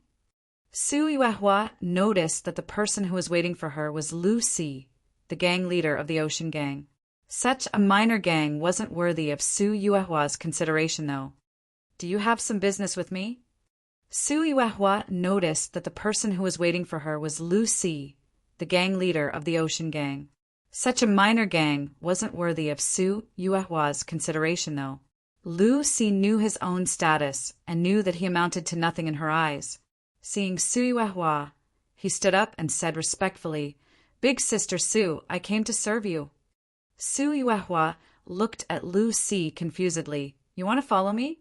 Your businesses are all in the sea, while mine concern hotels and intelligence." Lu Si said seriously, "Sister Su, I know that my Ocean Gang must seem worthless in your eyes. I was lucky that Yi Qianbei gave me a qi increasing pill. I reached the yellow level all thanks to this pill, and after reaching the yellow level, I came to realize how lowly I had been before."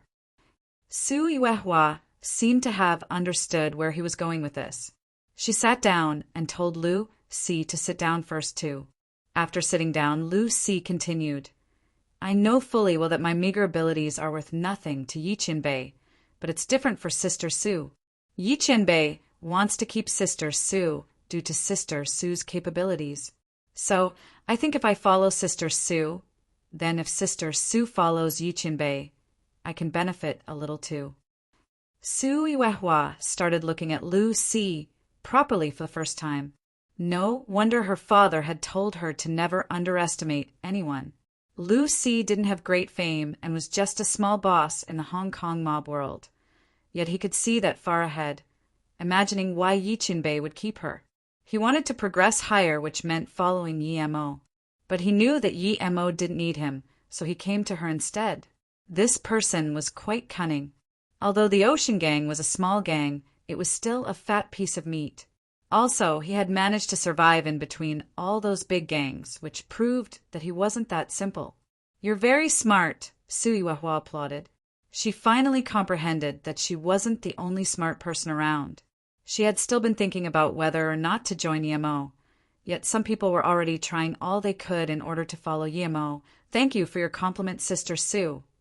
But I don't dare to be called smart in front of Sister Su.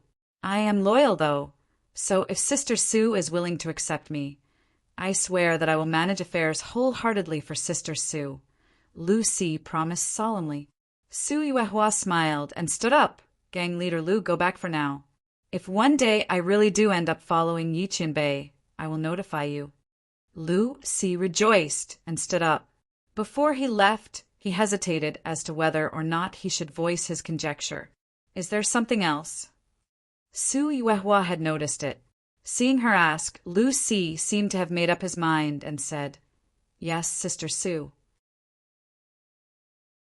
Today, when Lu Baoya wanted to rob the pill, I was sitting behind the 4 strange looks. I saw that Fu Yuin had actually wanted to stand up, but was quickly pulled back by his big brother. I took special notice of the 4, and as soon as they left the meeting hall, they signaled each other and gave each other a nod before speeding away. I suspect that they might try to harm Yi Qianbei. Su Yuehua frowned and stared at Lu Si, saying slowly, "In that case, why didn't you go tell Yi Qianbei?"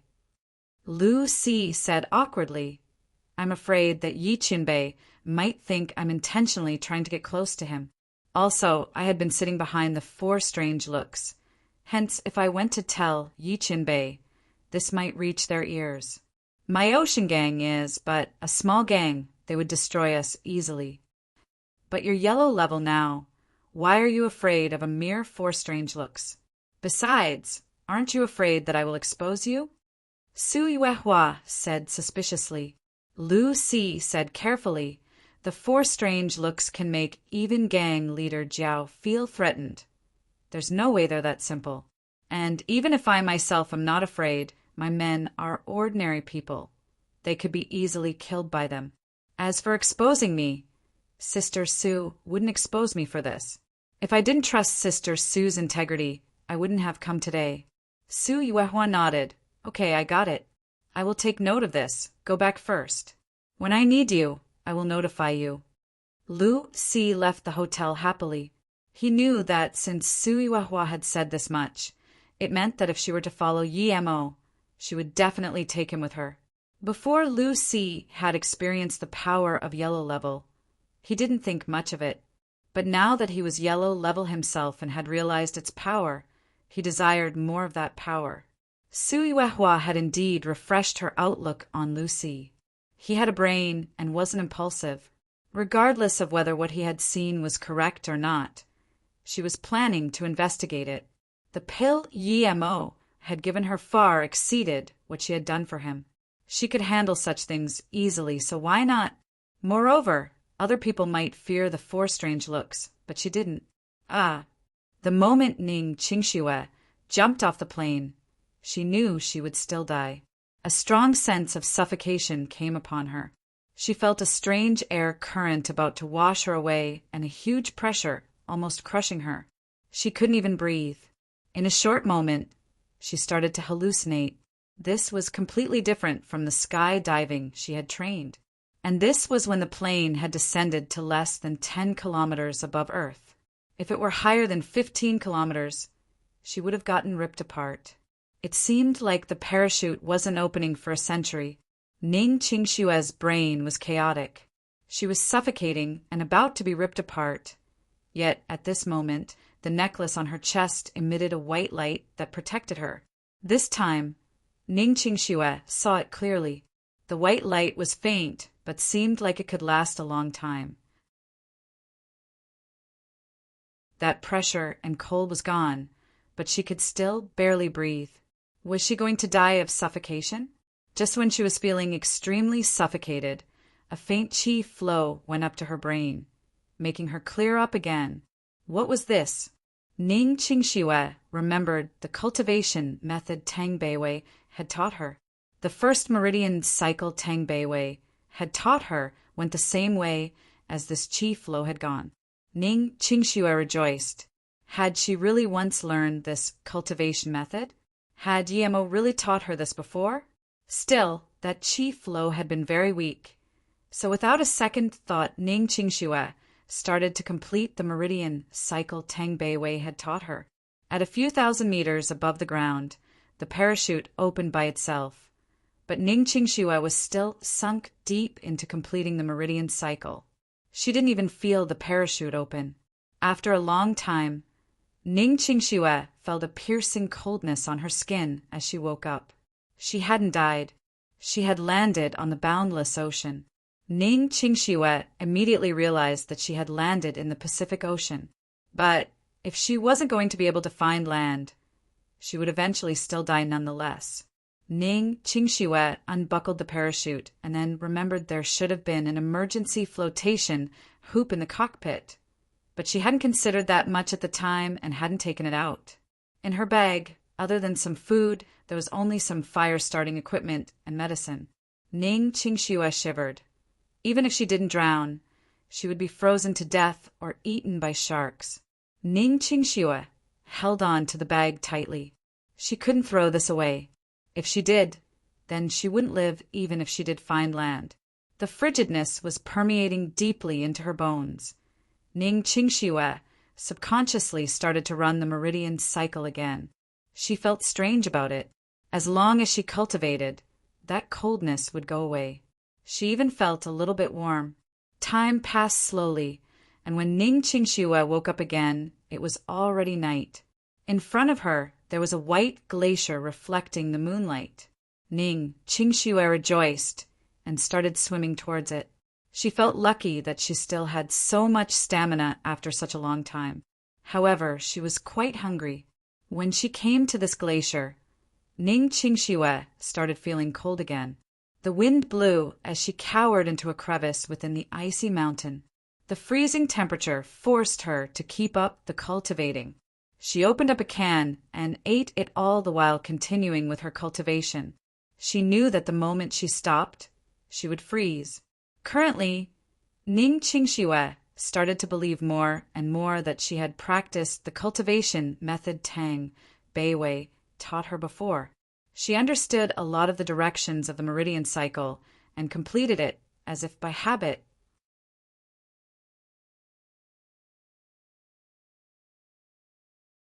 By the time Ning Qingxue woke up again, the sun was already up. Ning Qingxue found that the clothes on her body had already dried. However, her necklace's light seemed dull.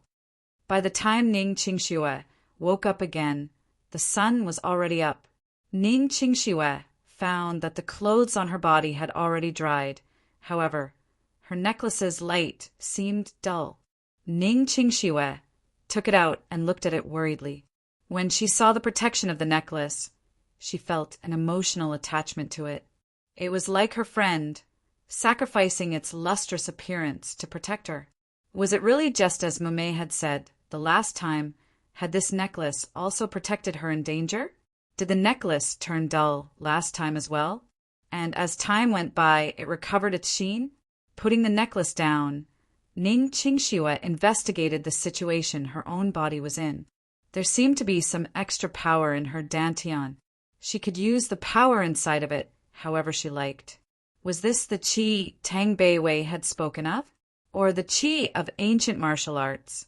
Master Wu Guang had said that in order to cultivate qi, even a talented ancient martial arts practitioner had to spend at least 5 years or more. Normal people needed 10 years, and some would never be able to get it in their entire lives. She'd only cultivated for 20 or so hours and got an inner qi. Suddenly, Ning Qingxue's face changed. She remembered something else that Master Wu Guang had said. If she really had had such power, then in 1 year's time, she should have been able to use her power to envelop her memories before she died. Had that really been the case? If it was all true, then this indicated that Mumei hadn't lied to her, and Wu Guang's words had also been true. That would mean that she really had fallen in love with Yi Mo. How could this be? How could she fall in love with Yi Mo? Who was Yi Mo? She had already investigated him. Some rich second-generation kid that was a trash to society. She believed that no matter what, they would have never been together. Wait, hadn't she ignored something? According to Mumei, Yi Mo had changed a lot. When Yi Mo came to Yu State to find her, he really did seem different from the Yi Mo she knew. Other than still being obsessed with her, everything else was different. That day he had said that he was going to help her recover her memories, yet she'd told him to leave, to piss off even. The reason she went as far as to use the words piss off was because she saw her mother kneel to him, and that had made her angry. His face had turned very pale at the time as he took out that pill he claimed to be a face-preserving pill, yet, after she ate it, she still told him to leave. He even spat blood then. Her mom had been even worse of, saying that the spot Yi Mo was standing in was her home, and she had made Yi Mo leave through the window. Ning Qingxue suddenly imagined the desperation and pain Yi Mo's heart had to have been in at the time. She had indeed felt the changes in her body after eating the pill. Had that face-preserving pill been for real? Didn't that mean that it was worth a fortune? She thought Yi Mo had been bullshitting, yet after seeing the effects of the defensive necklace and the Luoyu beauty pill, she ended up doubting those thoughts. Beauty pill, face-preserving pill. Ning Qingxue suddenly came to realize that both pills were related to beauty. Didn't that suggest that the two pills were related? Concluding this, Ning Qingxue shivered. She understood now, considering how Fei Yu had gotten chosen and Xiao Yu's attitude towards her, as well as the mysterious big boss of Luoyu. If she still didn't deduce that Luoyu was related to Yi Mo, she would simply be too stupid. If it weren't Yi Mo's company, why would Luoyu have chosen her corporation? If Yi Mo wasn't the big boss, why would someone as capable as Yu Miaodong have been so respectful to her? If not because she was Yi Mo's wife, why would Yu Miaodong have been so rude to Yuan Qibing, going so far as to even target him? After all, Luoyu was a new company. They couldn't just randomly offend Yuan Bei, even if they really didn't want to cooperate with them. How come Yu Miaodong hadn't sent representatives to other companies but just to hers? So that's it, Ning Qingxue murmured. She had come to realize a lot of things. She guessed that what Yi Mo had told her was probably true. Ning Qingxue grabbed her hair. Although she believed these things now, she still couldn't believe that she'd fallen in love with Yi Mo. Ning Qingxue sighed and cast these thoughts aside as she walked out from the crevice and found a place to sit. She took out some things to eat before realizing she was short on water. If she couldn't find land as soon as possible, she would die all the same. But before she died, she wanted to know why she would fall in love with Yi Mo and even preserve their memories when she had been moments from death. After a long while, she stood up dazedly. Countless thoughts flashed across her mind.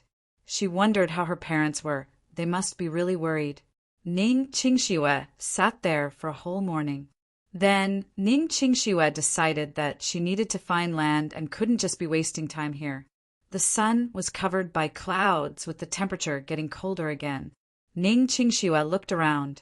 She figured that since she wanted to leave the glacier, she'd have to find a place to go on land. She really didn't like swimming in the ocean. In the far-off distance, Ning Qingxue actually saw a black shadow getting bigger and bigger. It was a ship. It really was a ship. Ning Qingxue's heart started thumping. This meant that there were people there, which in turn meant that she was saved. She stared at the ship as it held course towards her direction. She would scream for help as soon as the ship got near. It was getting closer, but one could see sails on top of the ship. It was already this era, and there were still ships with sails. Ning Qingxue felt it to be quite strange. As the ship neared, Ning Qingxue was about to wave with a towel when she saw the flag on the ship. It was an upside-down skull.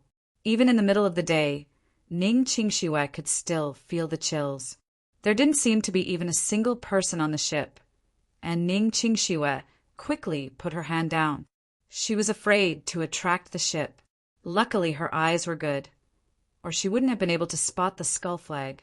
Ning Qingxue carefully hid in the crevice again and took out the gun from the bag. It was an MP5 KA4.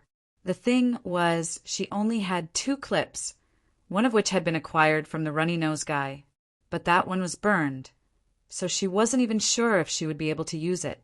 Other than that, she had 4 fireball charms.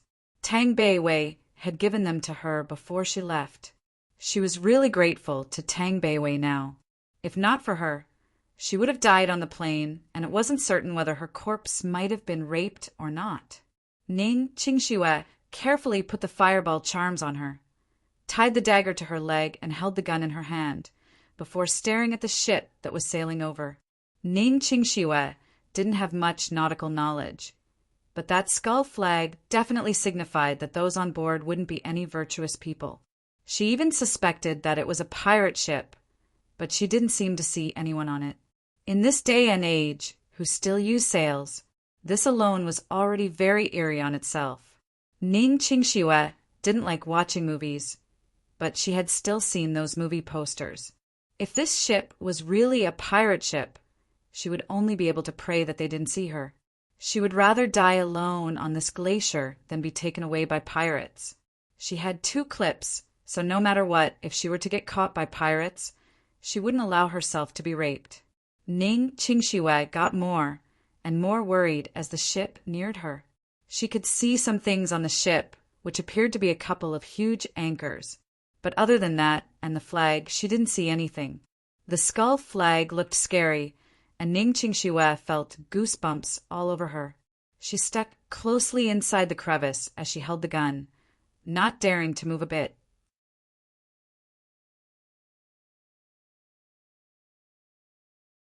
The ship barely skimmed past the glacier Ning Qingxue was on.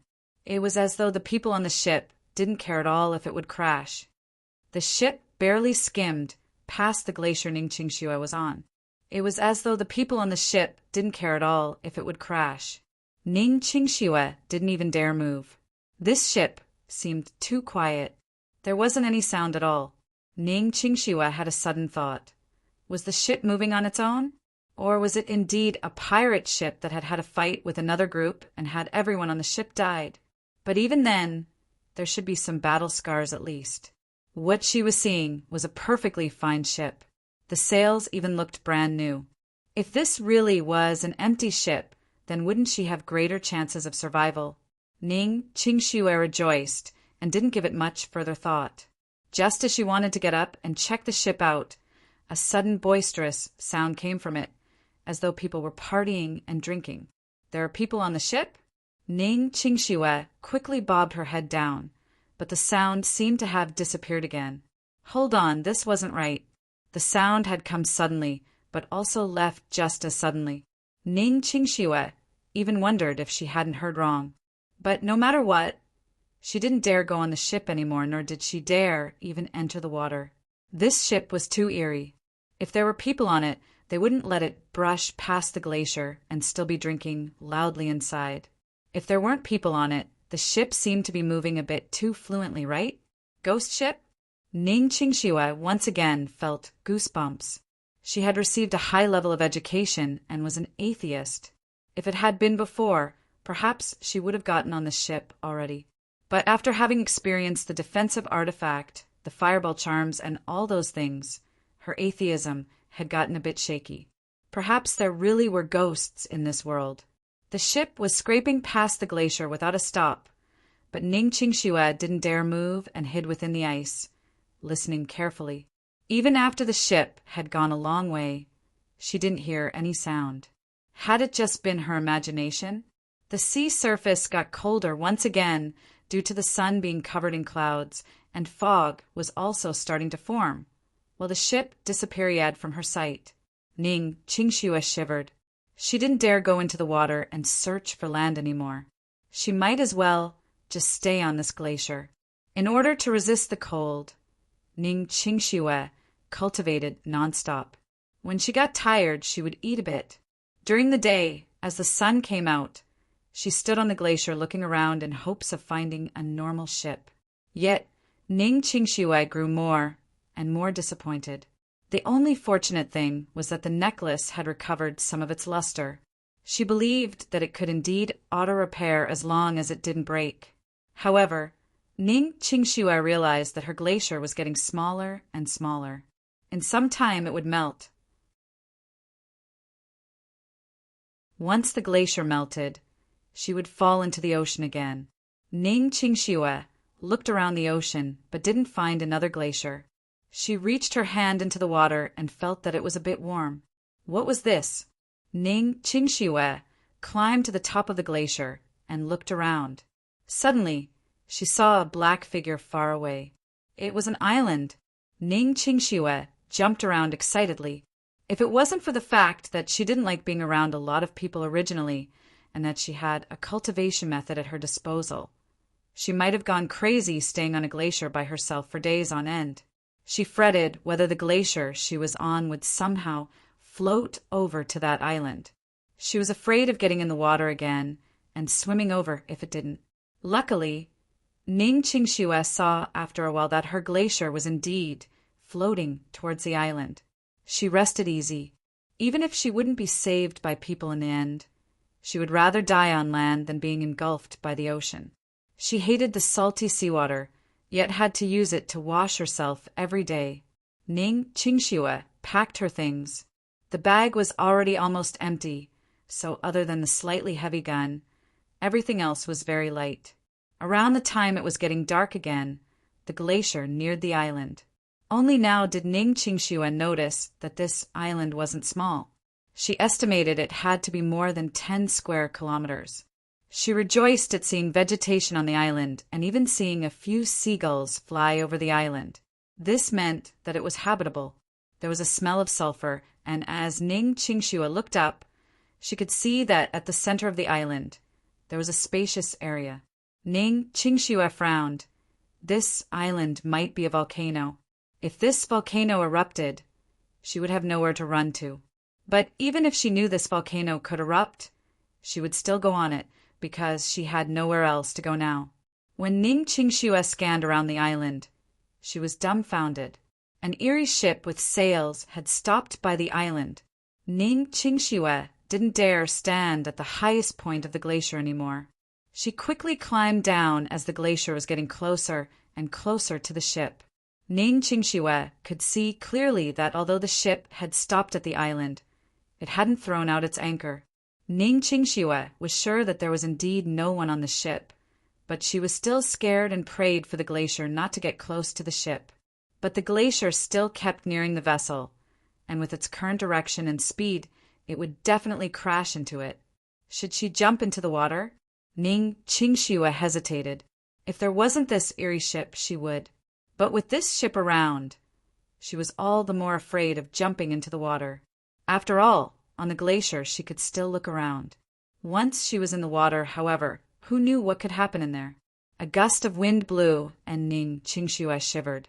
She suddenly came to realize that the glacier's course was being changed a little by the wind. This way, the glacier might not crash into the ship after all. Ning Qingxue felt a little relieved, but still held onto the gun tightly, hiding on one side of the glacier.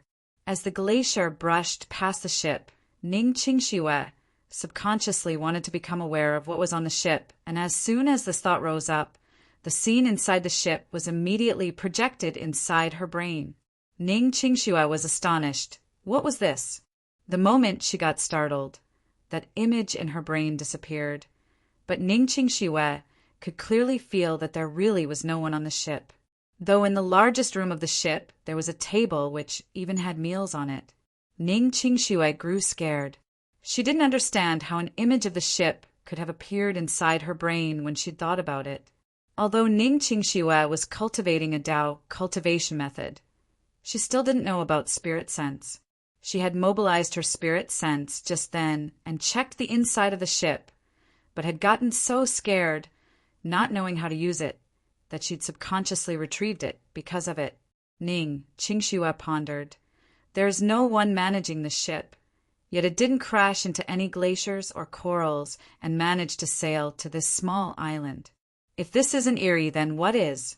As she thought this, Ning Qingxue didn't dare even move anymore. She felt her hand sweat from holding the gun. If she had a choice, she would never want to get on the island due to this eerie ship, but she didn't. Suddenly, Ning Qingxue felt goosebumps all over again, as if a bleak wind had blown from the crevice of the glacier towards her. Ning Qingxue could clearly feel that before the bleak wind could near her, it was blocked by the necklace and disappeared. There was a warm flow of energy coming from the necklace that flowed through her body and calmed her down. Ning Qingxue grabbed the necklace and murmured, "Did you save me again?" "Thank you." The glacier finally touched the island. Ning Qingxue was afraid of staying on it, not because it was getting smaller, but because the glacier was right next to the ship. Ning Qingxiue jumped onto the island. She didn't even dare look back as she just ran in the opposite direction of the ship.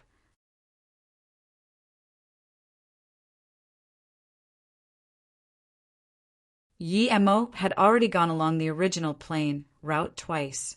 According to Su Yuehua's news, the plane had gone halfway when it went missing, and this was right in the middle of the Pacific Ocean. Yi Emo had already gone along the original plane route twice. According to Su Yuehua's news, the plane had gone halfway when it went missing, and this was right in the middle of the Pacific Ocean. Yi Emo had searched many times already around this region, but hadn't found anything. Yi Emo stood in the air above the Pacific Ocean. Although he was worried, there was nothing he could do. He hated that his power was too weak. It would be much easier to search if his spirit sense could scan tens of kilometers already. However, at the moment, he could only see around 400 meters with his spirit sense. But Yi Emo knew that having spirit sense, which could reach tens of kilometers, would already imply being at the Foundation establishment or even the Golden Core level. Although Yi Emo wasn't going at full speed, he was still tired from staying in the air for that long. Luckily, this was deep in the Pacific and the U.S. submarines couldn't detect him. Otherwise, there might have been more trouble. It looked like there were no more clues, but Yi Emo wouldn't give up just like that.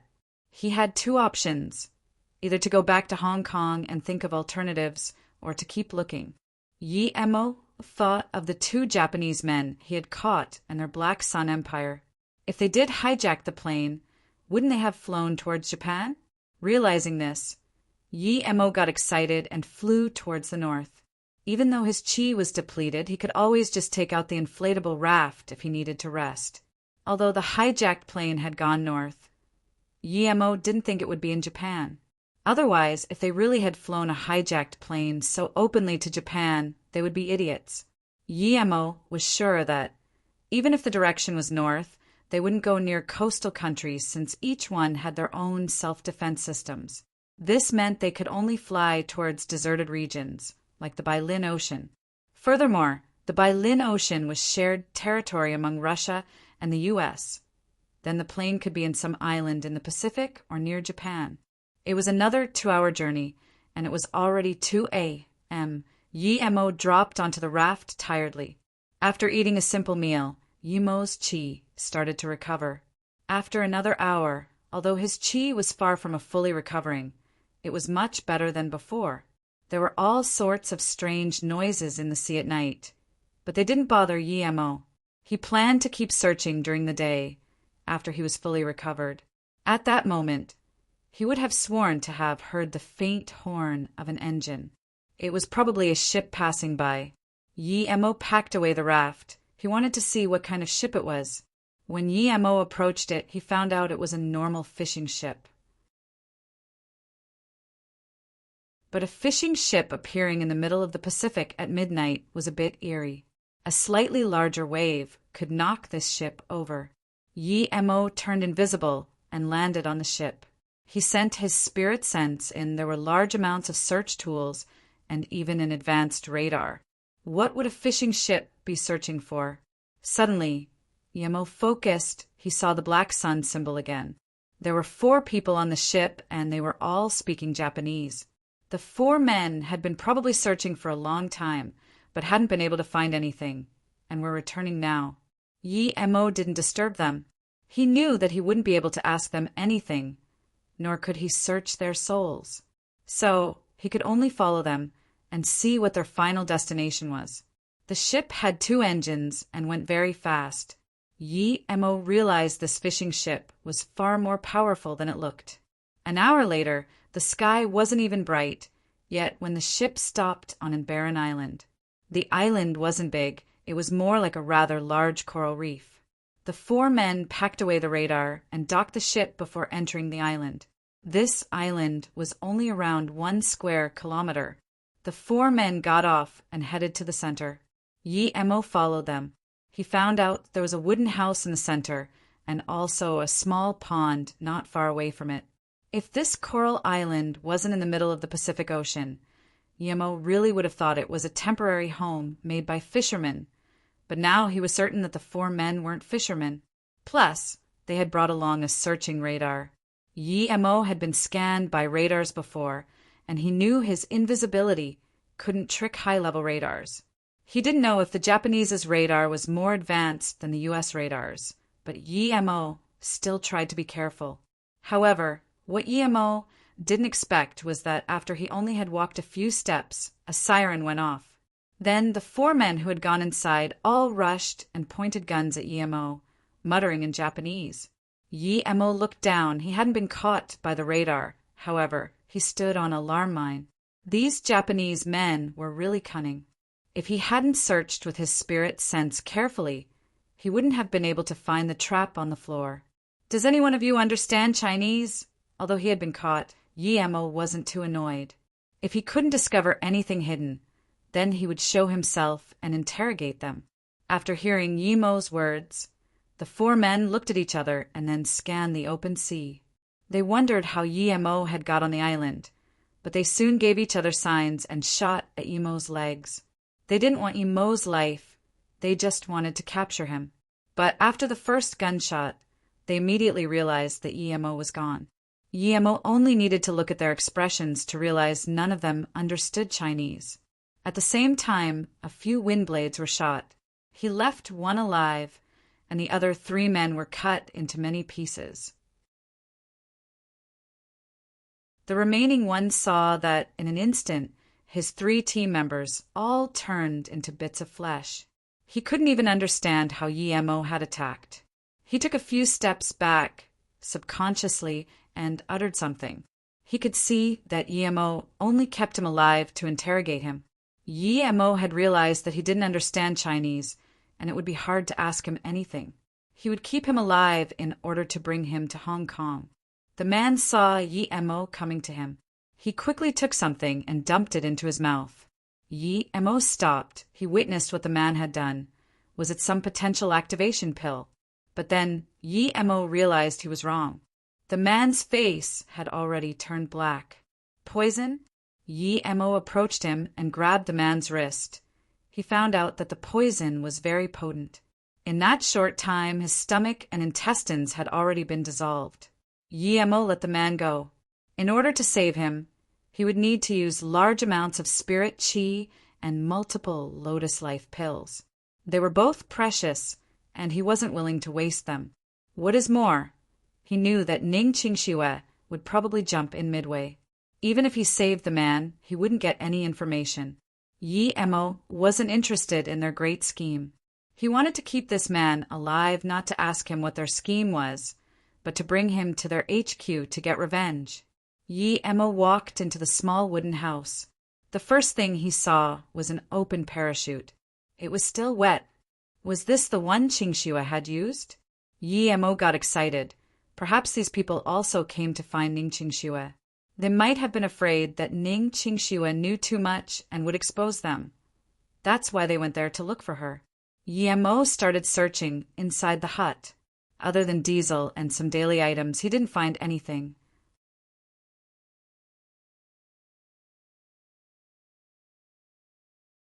Emo walked up to those men he had killed and searched their bodies.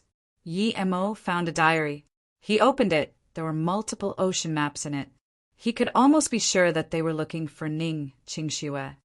Emo walked up to those men he had killed and searched their bodies.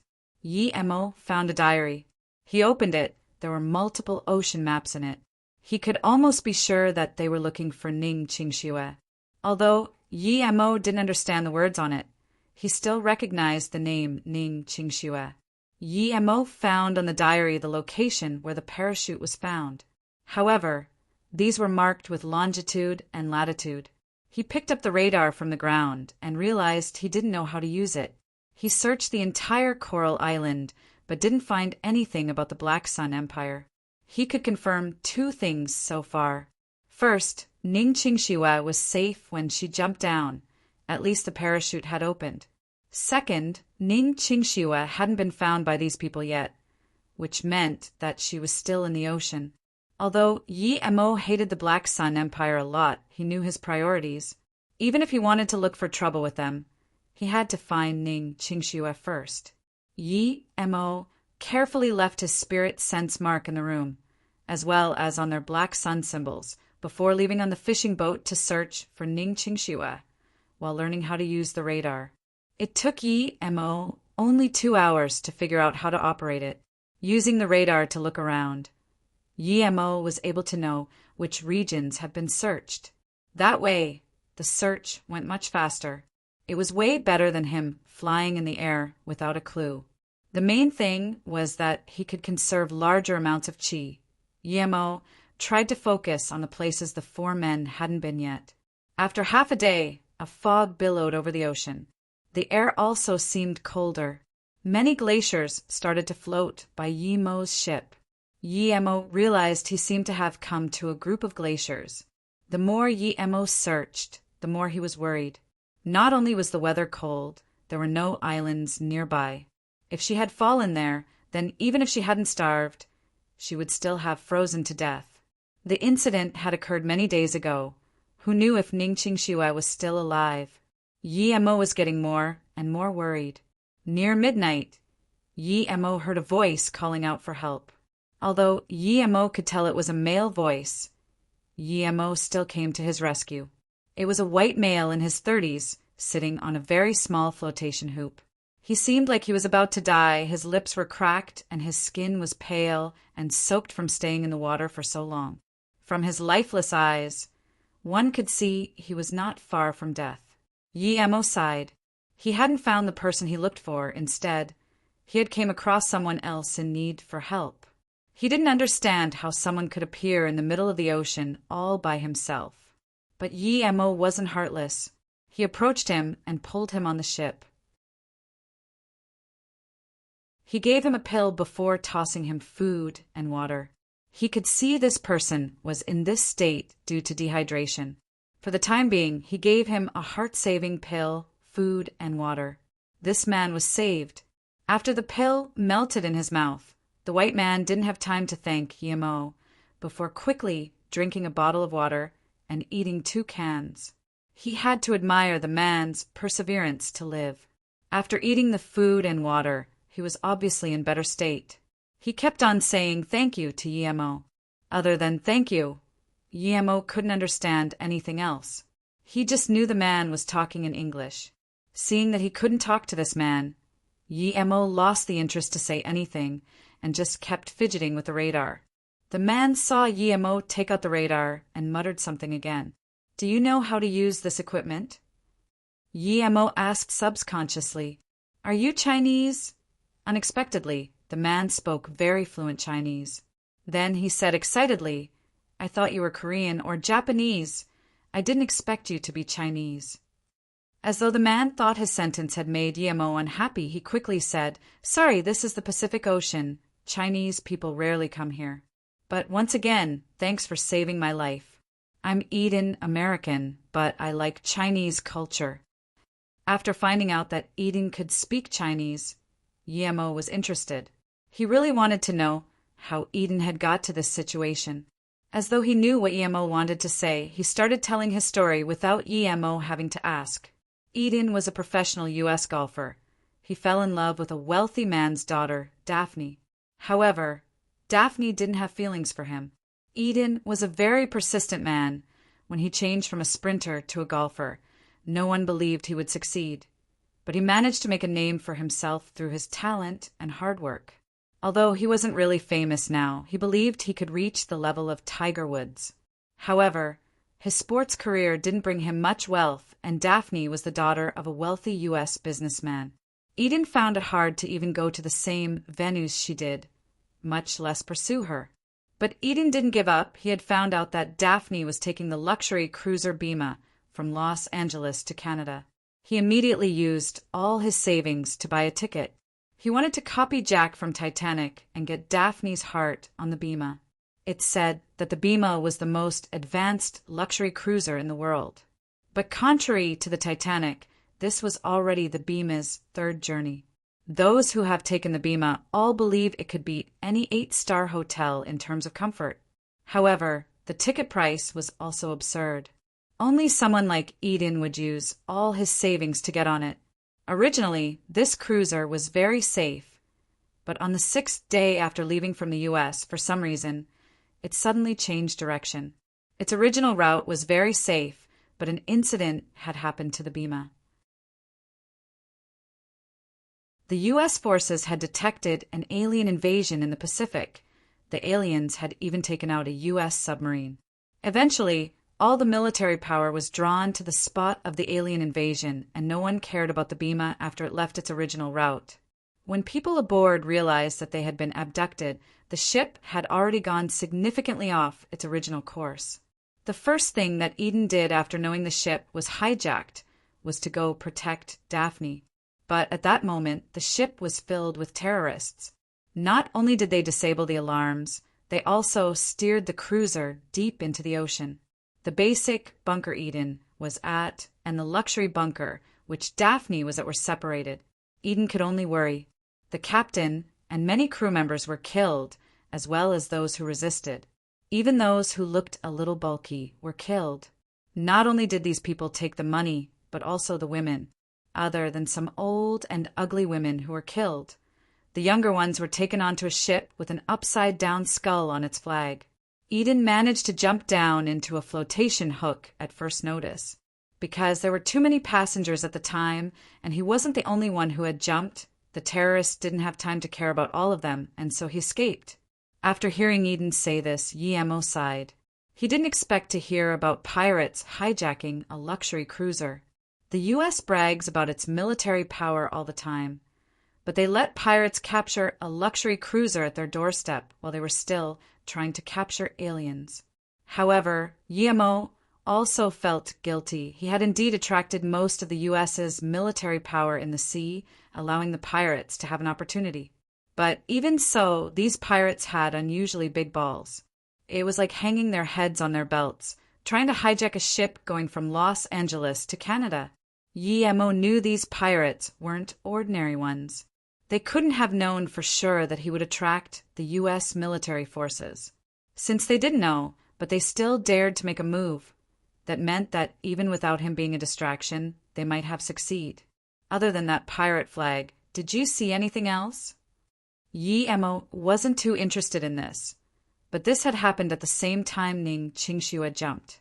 Hence, this made him want to go ask the pirates about it. Eden immediately said, "At the time there were 2 ships with sails. To be honest, I really couldn't believe there were ships with sails on the Pacific Ocean. I saw the pirates kick the women onto the 2 ships as they robbed everything. I desperately wanted to escape to get someone to save Daphne. So I don't know what they did to the Bima." "Were there 2 ships?" Guillermo repeated.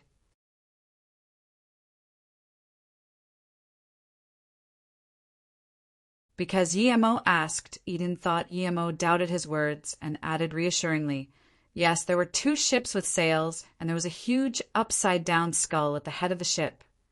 Because Guillermo asked, Eden thought Guillermo doubted his words and added reassuringly, "Yes, there were 2 ships with sails, and there was a huge upside-down skull at the head of the ship." Guillermo picked up the radar and asked, "Do you know how to use this?" Eden nodded. "Yes, this radar is a U.S. military radar SY-923. I used it when I served the Army. It's a bit old, but it's not bad." Guillermo didn't expect Eden to have served in the Army. He tossed the radar to Eden and said, "Take me to where the Bima was hijacked. I want to see it." "What? Do you want us to go to that place?" Eden looked at Guillermo in shock. It was suicide. They didn't have a single weapon. Death was the easy way out if they were to look for those cruel pirates.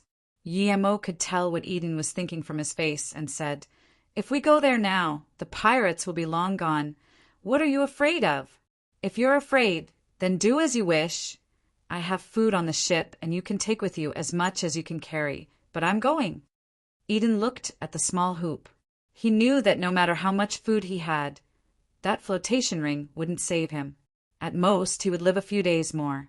"Okay, in that case, I'll take you there," Eden said helplessly. Guillermo nodded and gave him a look of approval. Eden was not a bad person. He was 1.9 m tall and large. but he hadn't tried to force Yi Mo off the fishing boat. Yi Mo could tell that Eden hadn't even thought about it. He was a good-natured person. If Yi Mo were in his shoes, he wouldn't have killed him, but he would have at least knocked him out. If it had been a cultivator from Luoyu continent, he would have killed Eden and taken the boat for sure. Yi Mo gave the radar to Eden and let him drive the boat. He saved his life. Now Eden needed to prove his worth. Luckily, Eden didn't disappoint Yi Mo. On the Sulphur Island, Ning Qingxue kept running. A huge lake appeared in front of her eyes. The water was very clear, and there was steam coming off the surface. It was like a hot spring. Ning Qingxue looked back. That eerie-boned ship was blocked by things and couldn't be seen. She stared at the center of the island. The smell of sulfur seemed to be getting stronger and stronger there. Ning Qingxue's heart stopped for a second. It was an active volcano indeed. Living there was like living on a bomb, but she didn't have any choice. Ning Qingxue put these thoughts aside and walked towards the lake. She felt the water. It was lukewarm. She tried drinking it, and it was fresh water. The joyful Ning Qingxue was no longer scared. She quickly took off her clothes and jumped into the water. These last days on the glacier had been very uncomfortable for her. She was a hygienic person, and a few days without showering made her very uncomfortable. After taking a shower, she washed all of her clothes and cultivated some more meridian cycles by the lake. The water on her clothes evaporated on its own. Ning Qingxue felt very light after taking the shower. She picked up her bag. She wanted to find a place to live by the lake. Although she could go find some other places beyond the lake, the hot spring caught Ning Qingxue's interest. If she couldn't find another place with fresh water, she would have to come over and get water every day. Ning Qingxue walked nearby the lake for a long time, and finally found a small cave by the hills. Ning Qingxue didn't know what kind of animal had made this, but it was rather clean and spacious. There was a huge rock next to the cave. The cave was very well hidden. The only thing was that Ning Qingxue could still see the ship from the cave. That ship was the thing Ning Qingxue hated the most. But other than that cave, Ning Qingxue hadn't been able to find a better place to live. Thus, she could only clean the cave and cut some branches with her dagger to block the entrance. After everything was ready, she lied down on a big rock inside. She hadn't slept in days. If she hadn't been able to cultivate, she might have gone mad. Ning Qingxue soon fell asleep after lying down. She had been really tired these last few days. After sleeping for a long time, she thought she had seen a black figure dash in front of her, but her vision was blurry. This woke Ning Qingxue up immediately. She grabbed the gun next to her, and that black shadow disappeared from the cave in an instant. Ning Qingxue was no longer tired. What could that be? She didn't see clearly. She got off the rock and walked carefully to the entrance of the cave. The sun was up now. She had slept for more than 10 hours. However, the fog made the island seem very blurry. Was she hallucinating again? Ning Qingxue murmured. Ning Qingxue carefully checked the branches on the cave. They didn't seem to have been moved. She picked up the necklace on her chest again. Did you save my life once again? Although she didn't know if that black shadow was real or not. Ning Qingxue didn't dare to sleep again. She went outside and checked the landscape around her. As soon as Ning Qingxue walked outside, the deadly silent island was pierced by a loud shriek. Ning Qingxue was fraught with problems. She thought there were no animals on the island, but she had heard that loud shriek. She quickly tried to find a place to hide while pointing the gun outside. 2 completely black, naked, primitive people walked up to her with wooden sticks in their hands from not far away. Other than a skirt made of fish skin around their waist, they didn't have anything. One of them had huge bosoms sagging down from her chest. Ning Qingxue knew she was a woman. Actually, there were people there, primitive ones. Ning Qingxue's heart palpitated rapidly. She thought of Tom Robinson's journey. Clearly, These ferocious primitive people couldn't be compared with Friday. Ning Qingxue held her breath. She was thinking about where to go next. The island was at most 20 square kilometers, more or less. If there were primitive tribes living there, would they eat her? The next thing that happened almost made Ning Qingxue scream. That primitive male said something to the female, but she shook her head. But then the male helped the female on the ground and flipped up her fish-skin skirt. As the man did his business to the woman, Ning Qingxue immediately thought of the word rape. Ning Qingxue wasn't afraid to die, but this was too disgusting. She subconsciously grabbed her gun and thought about killing the man. But she didn't dare to because her aim was good. She might kill the woman. Also, she was afraid of attracting more of their kind. This conflicting thought only occurred for a moment. Soon Ning Qingxue realized the immaturity of her thinking. She realized that this wasn't rape. The woman who was under the man flipped over and sat on the man. Her actions were much more wild and ferocious than the man. Not only so, she kept moaning and screaming as well. Ning Qingxue quickly turned her face away and spat. Her face blushed, how shameless. But thinking that these primitives were like animals, she didn't make a big deal out of it. Suddenly there was another howl. Ning Qingxue looked in the direction it came, and the two people separated. The one howling was another male. The primitive people that came later seemed to care a lot about these two doing things behind his back. Ning Qingxue could tell from his angry expression. The woman separated the two men who were about to fight and pointed at a hacked branch not far away. The two men stopped arguing and walked over to the branch to check. Ning Qingxue's heart stopped for a second. They were looking at the branch she had chopped up to cover her cave. One man kept touching the end bit of the branch, as though he suspected something. Suddenly, he stood up and looked over at where Ning Qingxue hid. Ning Qingxue's heart beat rapidly again. She clenched her gun tight. They were coming over. What to do? Should she open fire?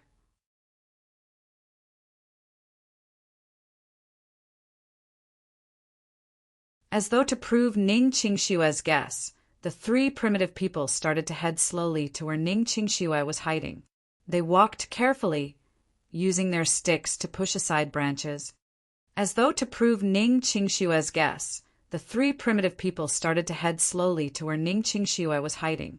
They walked carefully, using their sticks to push aside branches. They knew someone was hiding there, however, they were afraid of getting ambushed. Ning Qingxue realized that if they got a few more steps looser, they would be able to see her. She didn't know whether to shoot or not. Although she wanted to, shooting would mean death.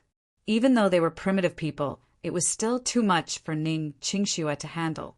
It was different from when she used the fireball to kill the Japanese man. He had tried to rape her.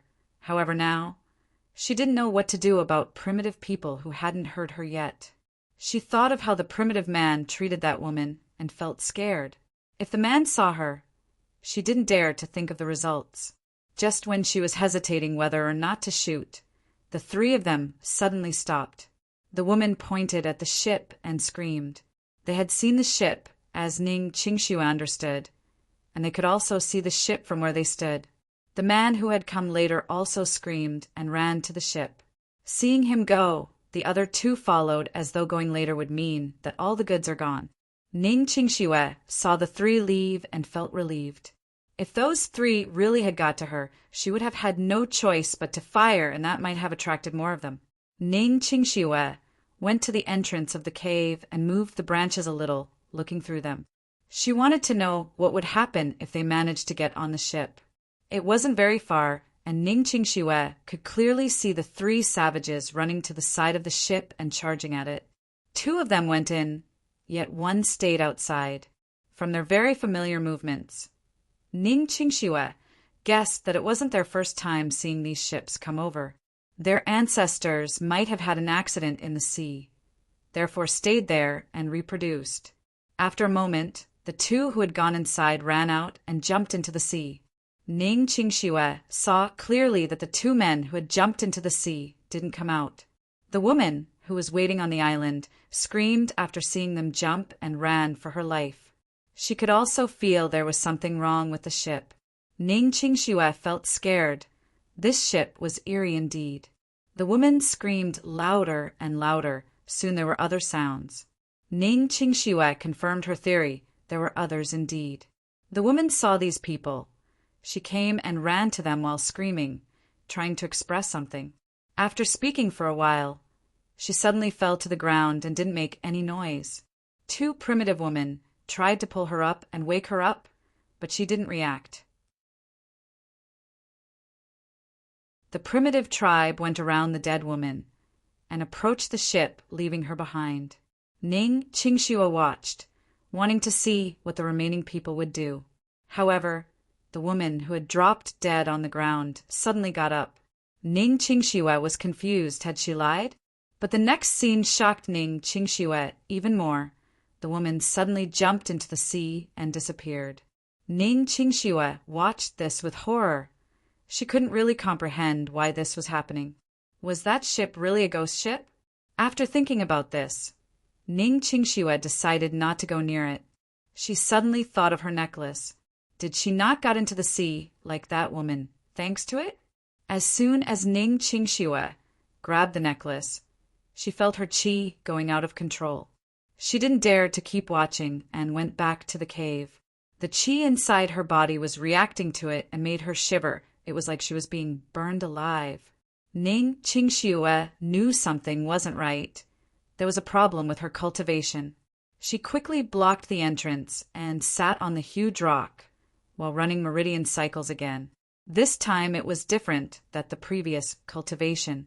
She felt the bustling of her qi as though it was trying to find a breakthrough point. Ning Qingxue didn't understand much about cultivation.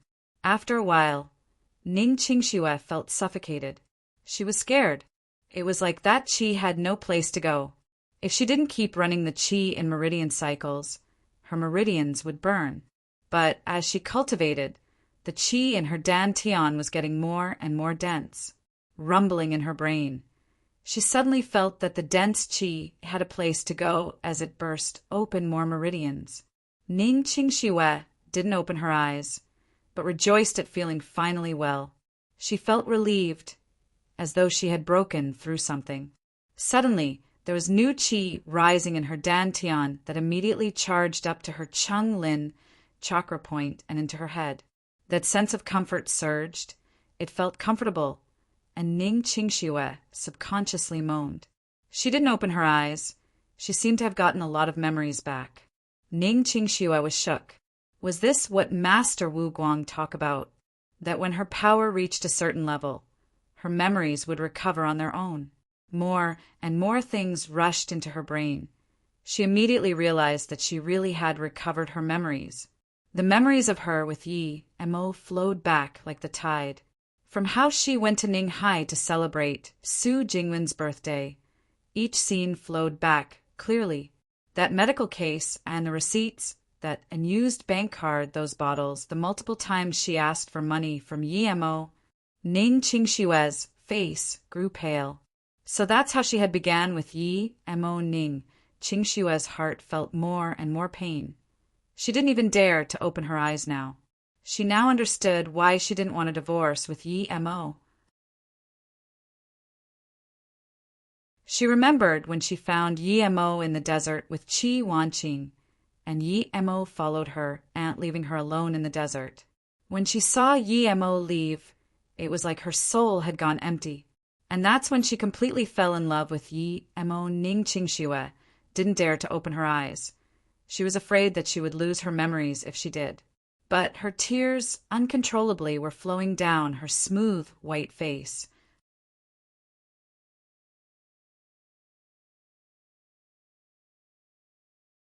Chapter 416. Heart Longing for Return. Chapter 416. Heart longing for return. She remembered when Yi and Mo finally accepted her at the bottom of the cliff in Shennongjia and how happy she had been at the time. She had gone to the flowing snake desert and Shennongjia for Yi and Mo. Yi and Mo had done a lot for her. So she felt that what she did was necessary, Also, she was in love with him, the man she married. The heaven had pitied her when she saw Yi Mo about to die under the cliff. There, she had had the most wonderful time of her life. Yi Mo ate with her, taught her cultivation, and even washed her and carried her out of the Shan Nong Jia. He found the face-preserving fruit, and even though knowing that it was useless to eat it straight away, he still gave her such a precious fruit so she could eat. I still have many more, but even if this were the last one, I would give it to you if you wanted to eat it. Because if you like it, I will give it to you. That was what Yi Mo had said to her. Then she also said that she forever belonged to Yi Mo. But why did she not remember him after she got hurt? Why had she been that heartless? Ning Qingxue suddenly hated herself. She hated the person who made her lose her memories even more. Her love was very important to her. It surpassed everything in her life, even her desire to live. However, when Yi Mo had gone to find her, she told him to piss off. Did I hurt you? Ning Qingxue's heart was wrenching from pain. She wanted to appear before Yi Mo immediately and tell him that that hadn't been what she truly wanted to say. She regretted that day. She shouldn't have listened to her mom and should have let Yi Mo try to recover her memories. She finally understood why she had protected this memory in her soul when she had been about to die. If it happened again, she would do it without doubt. Whether it was one life or 10,000 lives, she was always going to remember Yi Mo, how he treated her and her love for him. Ning Qingxue opened her eyes, and tears covered her face. Yi Mo was her everything. She was grateful to Li Mumei for giving her the courage to get her memories back. She couldn't understand why her mother had stopped her from getting her memories back. That was the most precious thing in her life. Yi Mo. Ning Qingxue murmured and stood up. She didn't want to stay on that island anymore. She desperately wanted to see Yi Mo. To her, Yi Mo was her everything. She finally knew about the spirit sense. The image that she had seen in her brain was real. She remembered that girl in Ning, Hai called Tang Beiwei, who said she was Yi Mo's sister. She felt weird. She knew that Yi Mo's sister was Yi Ling, not Tang Beiwei. Ning Qingxue grabbed the gun and got out of the cave. She didn't want to stay there anymore. She needed to get back and find Yi Mo. However, Ning Qingxue stopped walking. She realized that she had seen before about 20 savages going inside the ship. She didn't know how long she had spent recovering her memories, but from the gray sky, she could guess it had been less than 8 hours. At that moment, she looked back at the ship but didn't see anyone. Did those primitive people get killed by the ghost ship? Ning Qingxue subconsciously felt the 4 fireball charms on her. Ning Qingxue knew that if she wanted to leave, she needed to use that ghost ship. Without it, she couldn't leave the island.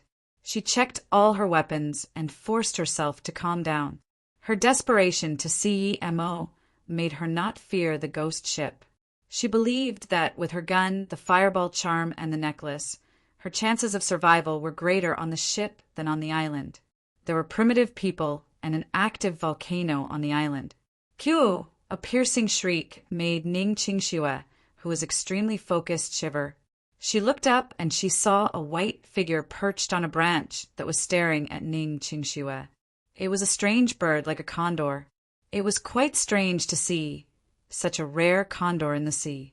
However, Ning Qingxue could see intelligence and emotions in the condor's eyes. Ning Qingxue rubbed her eyes. She thought she must have seen it wrong. Could a bird have such emotions? The condor, like bird, circled around Ning Qingxue and stood on top of the tree. Seeing this figure, Ning Qingxue suddenly remembered she had seen a shadow yesterday when she had been sleeping. So it was the condor. But why did it fly into the cave? Had it tried to harm her? Ning Qingxue shook her head and stopped thinking about the bird. She looked at the ship and made up her mind to go on it. Even if she didn't die here, she didn't want to live like this. After remembering her memories of Yi Mo, she would go crazy living by herself. Seeing Ning Qingxue walk towards that ship, the bird followed her. Ning Qingxue stopped and looked at the bird with curiosity. She muttered to herself, "I'm leaving here. Why are you following me?"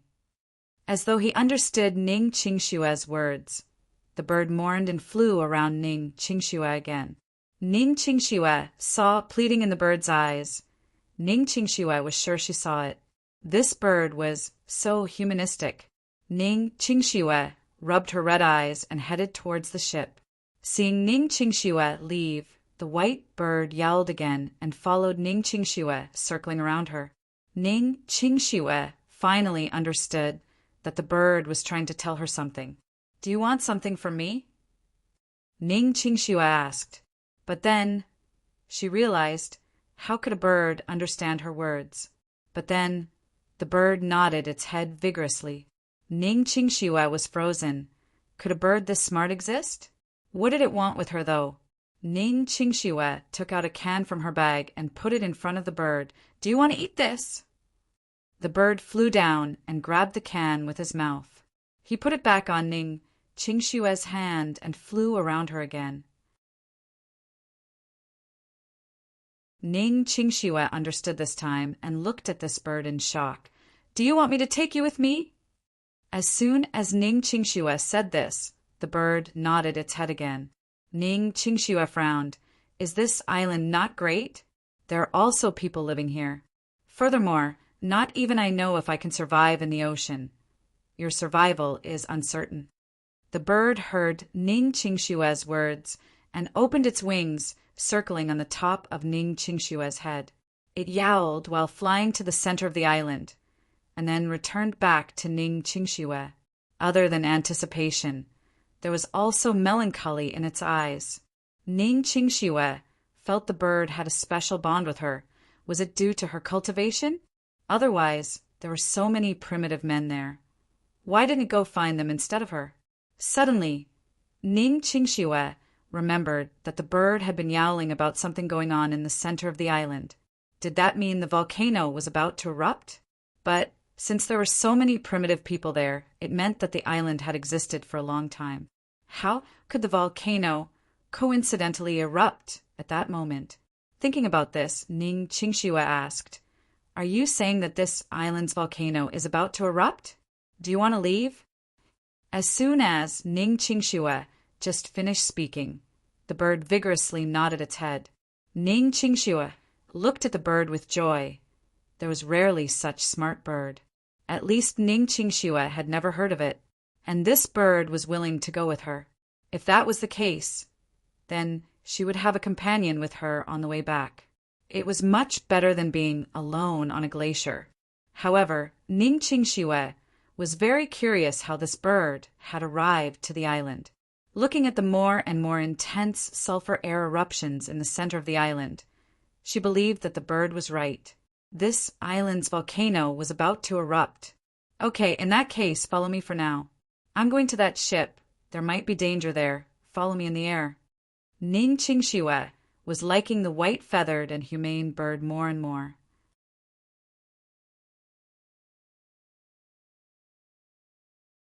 Ning Qingxue saw that there was a silver plum tree leaf pattern under the bird's neck and had a sudden idea.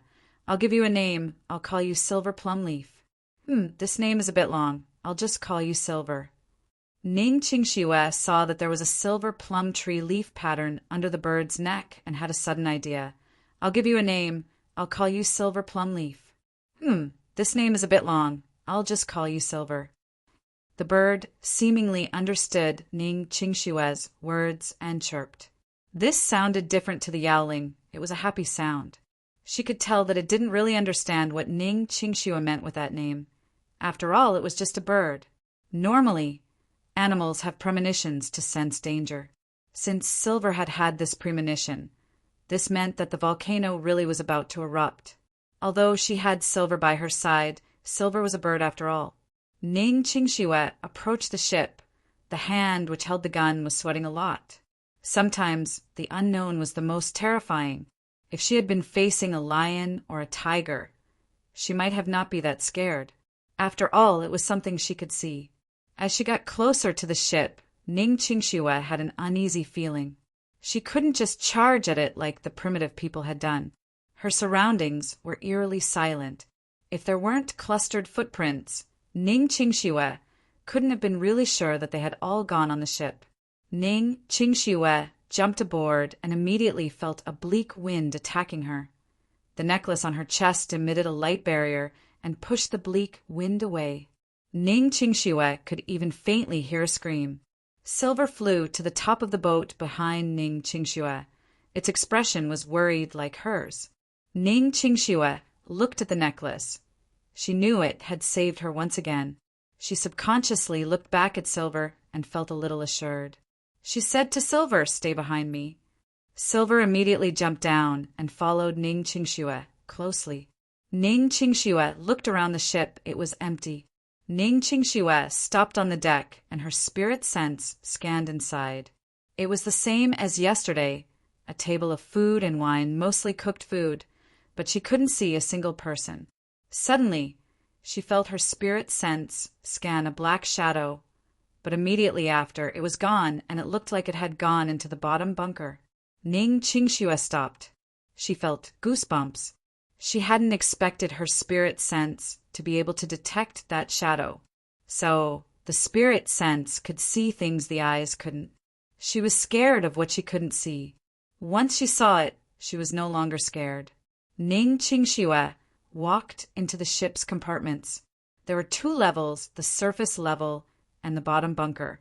Ning Qingxue remembered that the black shadow disappeared into the bottom bunker.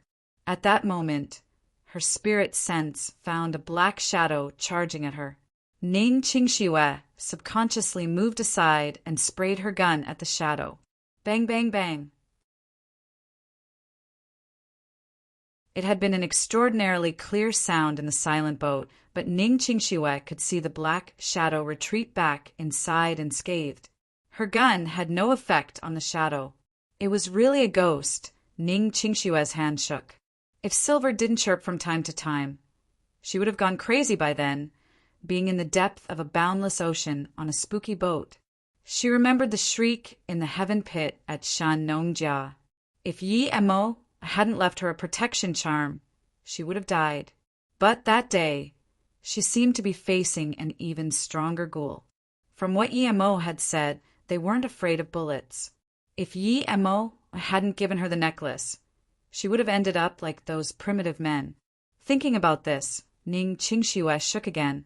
Were all the people aboard this ship killed by the ghoul like the primitive people? Why was the ghoul doing this? When the ghoul had charged at her, she felt as though it was trying to devour her soul. Did these ghouls devour people's souls? She wouldn't have believed in these sort of stuff before she started cultivated either. But there were many things in this world that science couldn't explain. Ning Qingxue looked at Silver, who was following her closely, and she felt a little relived. She put the gun away, took out a fireball charm, and walked into the bottom bunker. She knew that the gun was useless. It was a pity Yi Emo wasn't there. If he were there, he could see that the ghoul was similar to the one he had annihilated at Chanan. However, the ghoul had been purposely raised by the red-robed woman from the Nine Moon sect. Normally, people's spirits disappeared naturally from the world after death. That some spirits condense and don't dissolve must be due to some special reason. Ning Qingxue kept her spirit sense open. As soon as she went into the bottom bunker, she found the black shadow hiding on the side. However, with her power, she could only see a black figure. If it had been Yi Emo, he would have been able to see that the spirit had a solid, not mist-like shape. He would have immediately realized that there must be a ghost keeper behind that ghoul, just like the red-robed woman. When Ning Qingxue saw the ghoul, she felt scared but still gathered up courage and walked towards it. But she had only walked 2 steps when she stopped, changing directions. She remembered the speed of the ghoul. It was too fast, and she was sure the ghoul would be able to see her if she walked over. She wouldn't be able to ambush it for sure. As soon as Ning Qingxue changed directions, the black figure that was about to move stopped. Food and water splashed everywhere. Ning Qingxue avoided these things and neared the shadow. When she was just about 3 meters from it, Ning Qingxue threw out her fireball charm and yelled, "Lin!" The black shadow didn't expect Ning Qingxue to suddenly do this. In that instant, it got consumed by the fireball. There was a loud shriek, then the fireball disappeared, and so did the black shadow along with it. Ning Qingxue breathed, relieved. Finally, the ghoul had been annihilated. The fireball charm was stronger than a submachine gun. But Ning Qingxue immediately realized it wasn't that the fireball charm was stronger than the gun, but more like the fireball charm was more effective against ghosts. Ning Qingxue searched the bottom bunker again and couldn't find anything strange. She didn't know how lucky she had been this time. This ghoul was a ghoul that escaped after Yi Mo killed the red-robed woman. Somehow, it was taken to America and went on the Bima. When the pirates took the women, it also followed them. Those people had made it stronger. However, its master was killed by Yi Mo. It fed following basic instincts. If Ning Qingxue hadn't had the necklace, she would have died countless times. Or if that red-robed woman was still there, Ning Qingxue still wouldn't have been able to escape. As though it knew that Ning Qingxue had annihilated the ghoul, Silver chirped, celebrating her master's victory. Ning Qingxue wiped some sweat off her forehead and waved to Silver.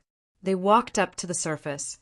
Although she had annihilated the ghoul, she really didn't want to stay in the bottom bunker. She could guess that the entirety of the people in the ship were gone due to the ghoul, so she didn't feel like staying in that dark, bleak bunker. Returning to the top, Ning Qingxue remembered an important thing. She didn't know how to pilot the ship, nor use the sail to control the direction.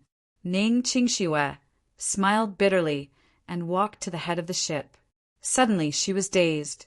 The ship had been perched next to the island, and she didn't control the sails. But now the ship was far from that island.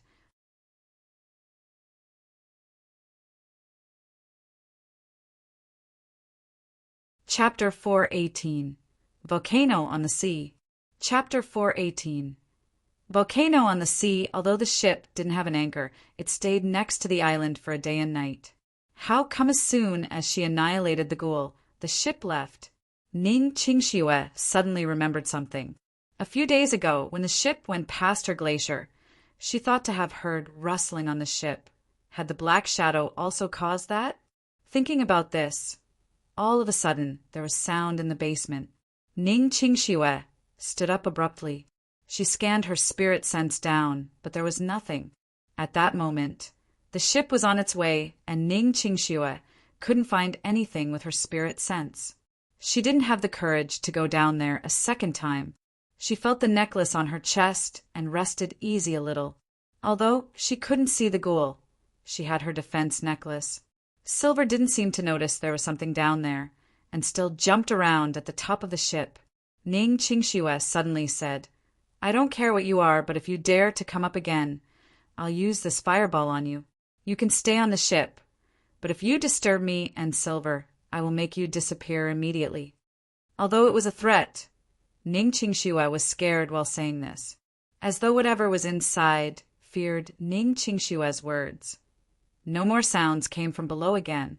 Ning Qingxue breathed at ease.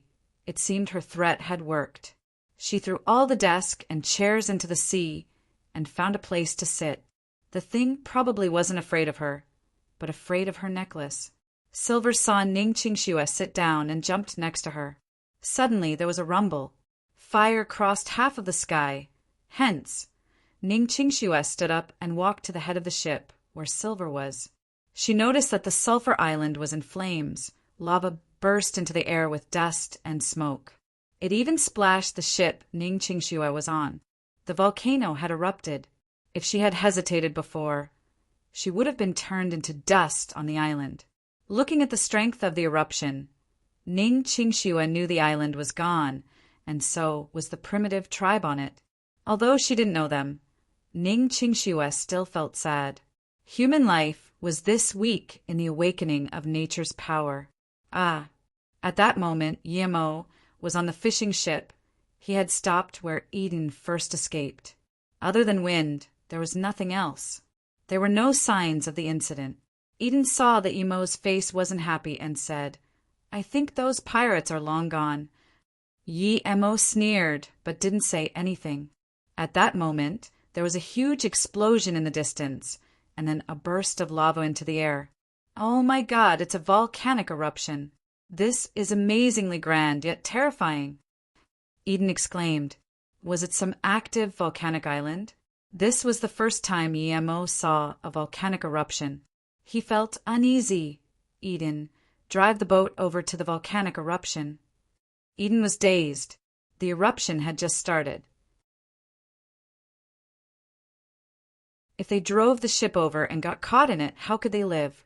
Seeing Eden still hesitate, Yi Mo's expression sunk and said, Eden, do you think you can get Daphne with balls like that? Eden blushed and immediately said, I'm not being timid. This is being reasonable. If we pilot the boat over, we might get caught in the volcanic eruption. You're wrong if you think there's only one place where lava erupts. There are other active spots under the ocean. If we get closer, one of them might erupt right under us. Yi Mo said plainly, You talk so much, but all I'm really getting is that you're afraid, Dai. If you fear death, then let me pilot. Yi Mo didn't kick him off the boat this time. After all, he couldn't have said that on a whim. Eden didn't reply to Yi Mo and just piloted the ship to the volcanic island. He drove very fast, as though he was trying to prove to Yi Mo he wasn't afraid of death. Yi Mo smiled. However, neither Yi Mo nor Ning Qingxue could expect that their ships would brush past each other. One was leaving the island, the other one went there. The fishing boat soon was in the range of the island. There was just lava everywhere. Even at such a distance, one could feel the scorching heat. Yi Mo looked at the endless lava and said helplessly, Let's go. He knew that even if there had been any evidence on the island, it was gone now. Eden wanted Yi Mo to say that. As soon as Yi Mo said it, he piloted the ship away. Yi Mo was getting impatient after not having been able to find Ning Qingxue for days. After spending 2 days with Yi Mo, Eden also knew that Yi Mo had come there to find his wife.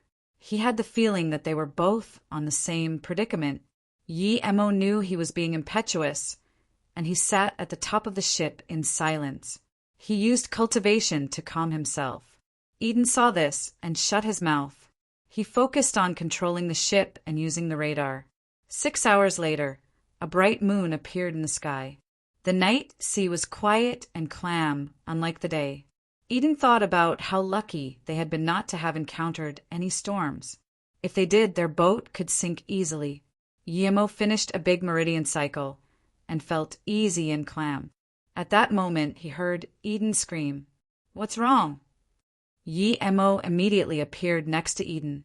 Eden didn't even notice how Yi Mo had come. He just pointed at the radar screen excitedly. I found 2 targets, 50 nautical miles away. Yi Mo stood up and said, Then what are you waiting for? Let's approach them.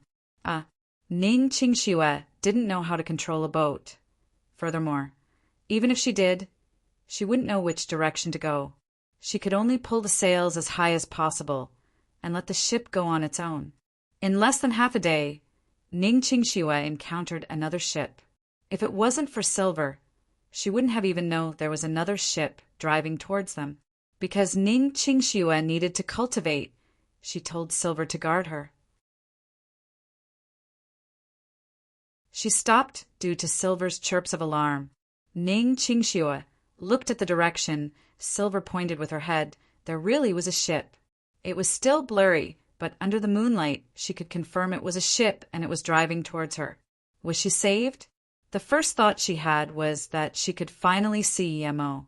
As long as a ship brought her on land, then no matter which country it was, she could get back. When the ship got closer, Ning Qingxue saw the flag on that ship. Her face immediately went pale. Her new hope was gone. Now she felt horror. The ship was exactly the same as hers, and one could see the upside-down skull. The owner of this ship was probably from the same group as that ship. Now that those people had caught up, what could she do? The ship was clearly heading towards her. Ning Qingxue grabbed her gun. She could see the people on that ship. There were at least tens of people on it. Ning Qingxue wouldn't naively think that a proper ship would had such a flag. This was obviously a pirate ship. Ning Qingxue really wanted to put her sails down and go on another direction, but she didn't know how to pilot the ship.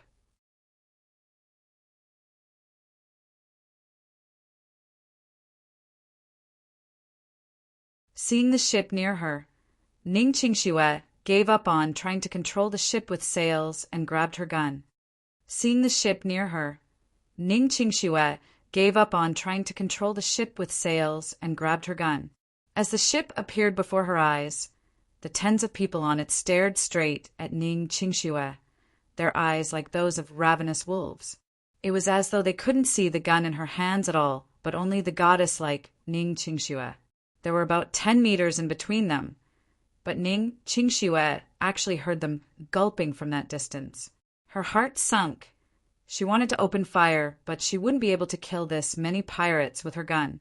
God, such a beautiful woman. I must have her. The leading white man sighed. Although it was English, Ning Qingxue could understand it. Sean, that is our leadership. That woman is there.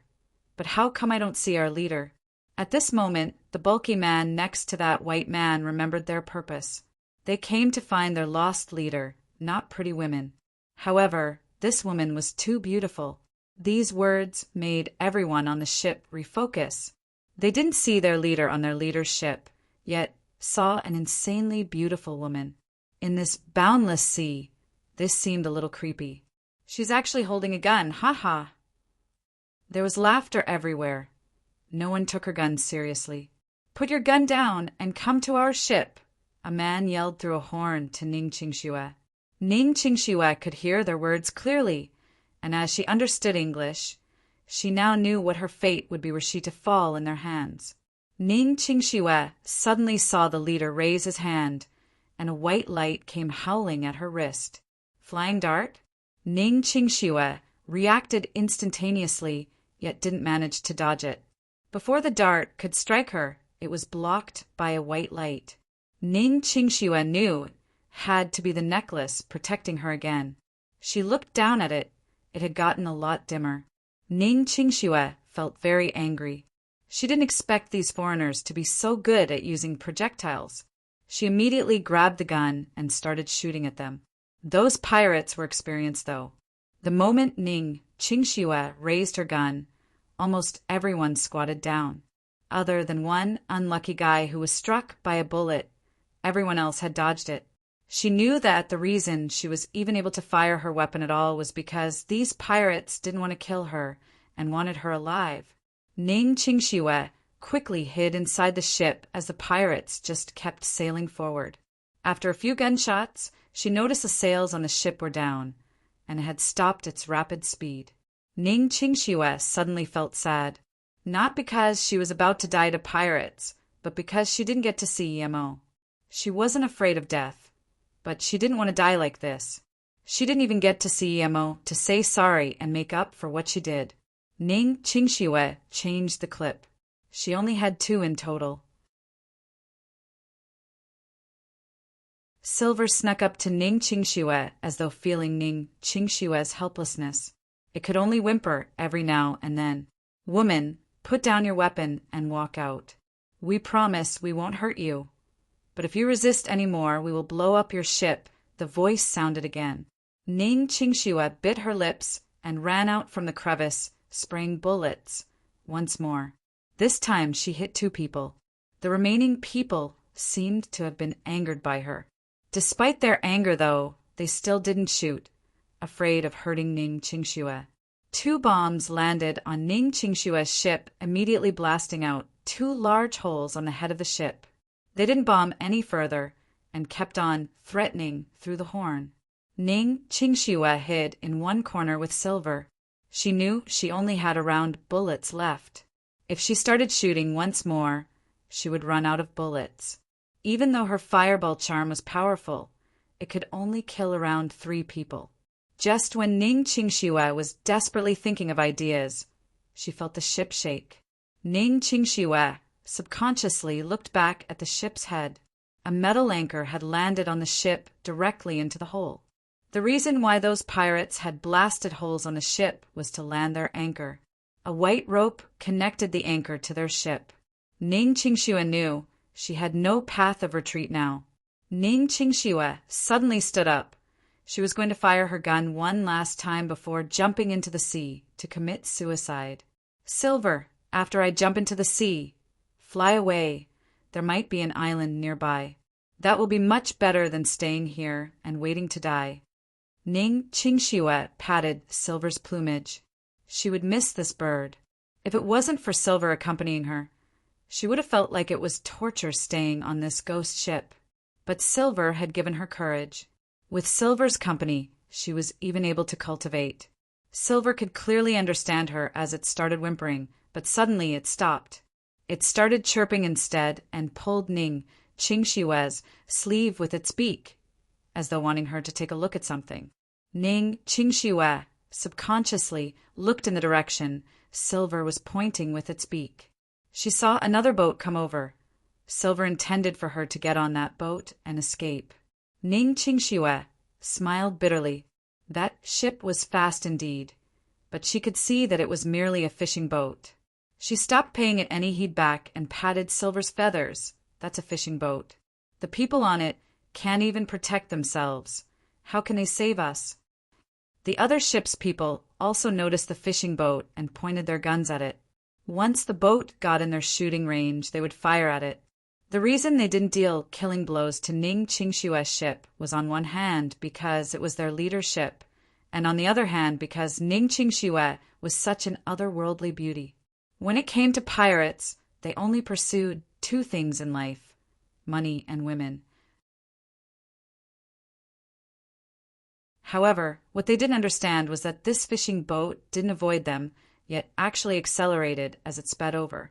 What they didn't understand even more was how there could be a fishing boat this deep in open water. Eden saw from far away that the two ships he detected with his radar had skull flags on them. He wanted to change course right away, but Emo stopped him. Eden didn't know what Emo's name was, so he could only call out desperately, "Those two ships are the ones I talked about. Those are pirate ships. They have weapons. It's suicide if we go there." Emo walked slowly to the head of the ship and said, "Wasn't your Daphne taken by them?" Eden said without hesitation, "Yes, they were the ones who took her away. They killed countless passengers on the Bima and took all the women aboard. They're demons." Emo sneered. "Even though these demons took your Daphne, you're not going to save her? Instead, you're going to run away? I don't think your love for her was genuine at all. In that case, you can run away, but I need to go over and have a look." Of course, Emo was going over. He wouldn't let anyone he saw in this region of the sea go just like that. What if these people knew where Ning Qingxue was? No, it's suicide to go there.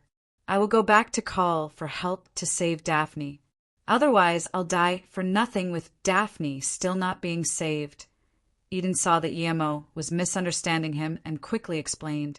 Approaching it from Eden's perspective, Emo knew that he was right.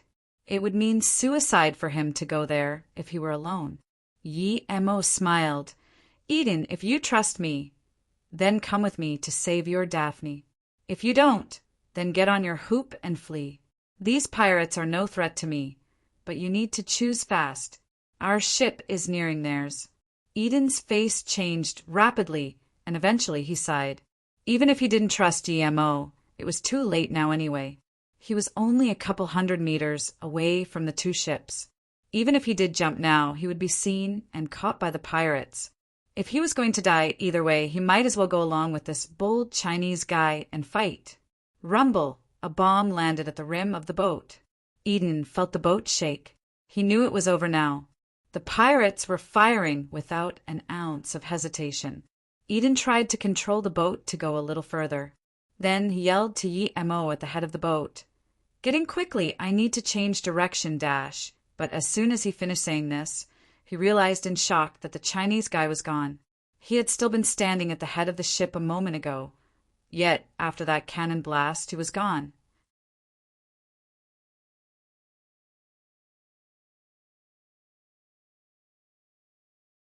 The moment the bomb fell on the ship, Yemo was already flying to the pirate ship, but he only got halfway. What he saw with his spirit sense almost made him fall in the water. The moment the bomb fell on the ship, Yemo was already flying to the pirate ship, but he only got halfway. What he saw with his spirit sense almost made him fall in the water. Ning Qingxue, it was Qingxue. Yi Emo would have never thought that he would see Ning Qingxue at that moment. Yi Emo soon came to his senses. He really had found Ning Qingxue. He changed directions immediately and flew onto Ning Qingshue's ship. Yi Emo was so fast that no one even saw him. Ning Qingxue was as if she had been hit by lightning. She stared dumbly at Yi Emo, who gradually descended on the ship. Crank! The gun in her hands had fallen on the ground, but she didn't even notice. Yi Emo, is it really you? Have I died? Why am I hallucinating? Ning Qingxue murmured to herself. She couldn't believe that her yearning had touched the heavens and had allowed her to see Yi Emo before she died. But seeing Yi Emo then, other than an illusion before death, what else could it be? How could Yi Emo appear on the ship for no reason? Seeing Ning Qingshue's expression and emaciated figure, Yi Emo's heart ached. He knew that Ning Qingxue had recovered her memories. Otherwise, she wouldn't be like this. Yi Emo walked over and reached out for her, gently hugging her. Qingxue, it really is me. Yi Emo suddenly was full of satisfaction. His endless killing intent was gone the moment he put his arms around Ning Qingxue. It was his greatest satisfaction to be able to meet Ning Qingxue in that immeasurable ocean. He even thanked those Japanese men for giving him the radar. If it hadn't been for that radar, he still wouldn't be close to finding Ning Qingxue. Yi Emo, it really is you?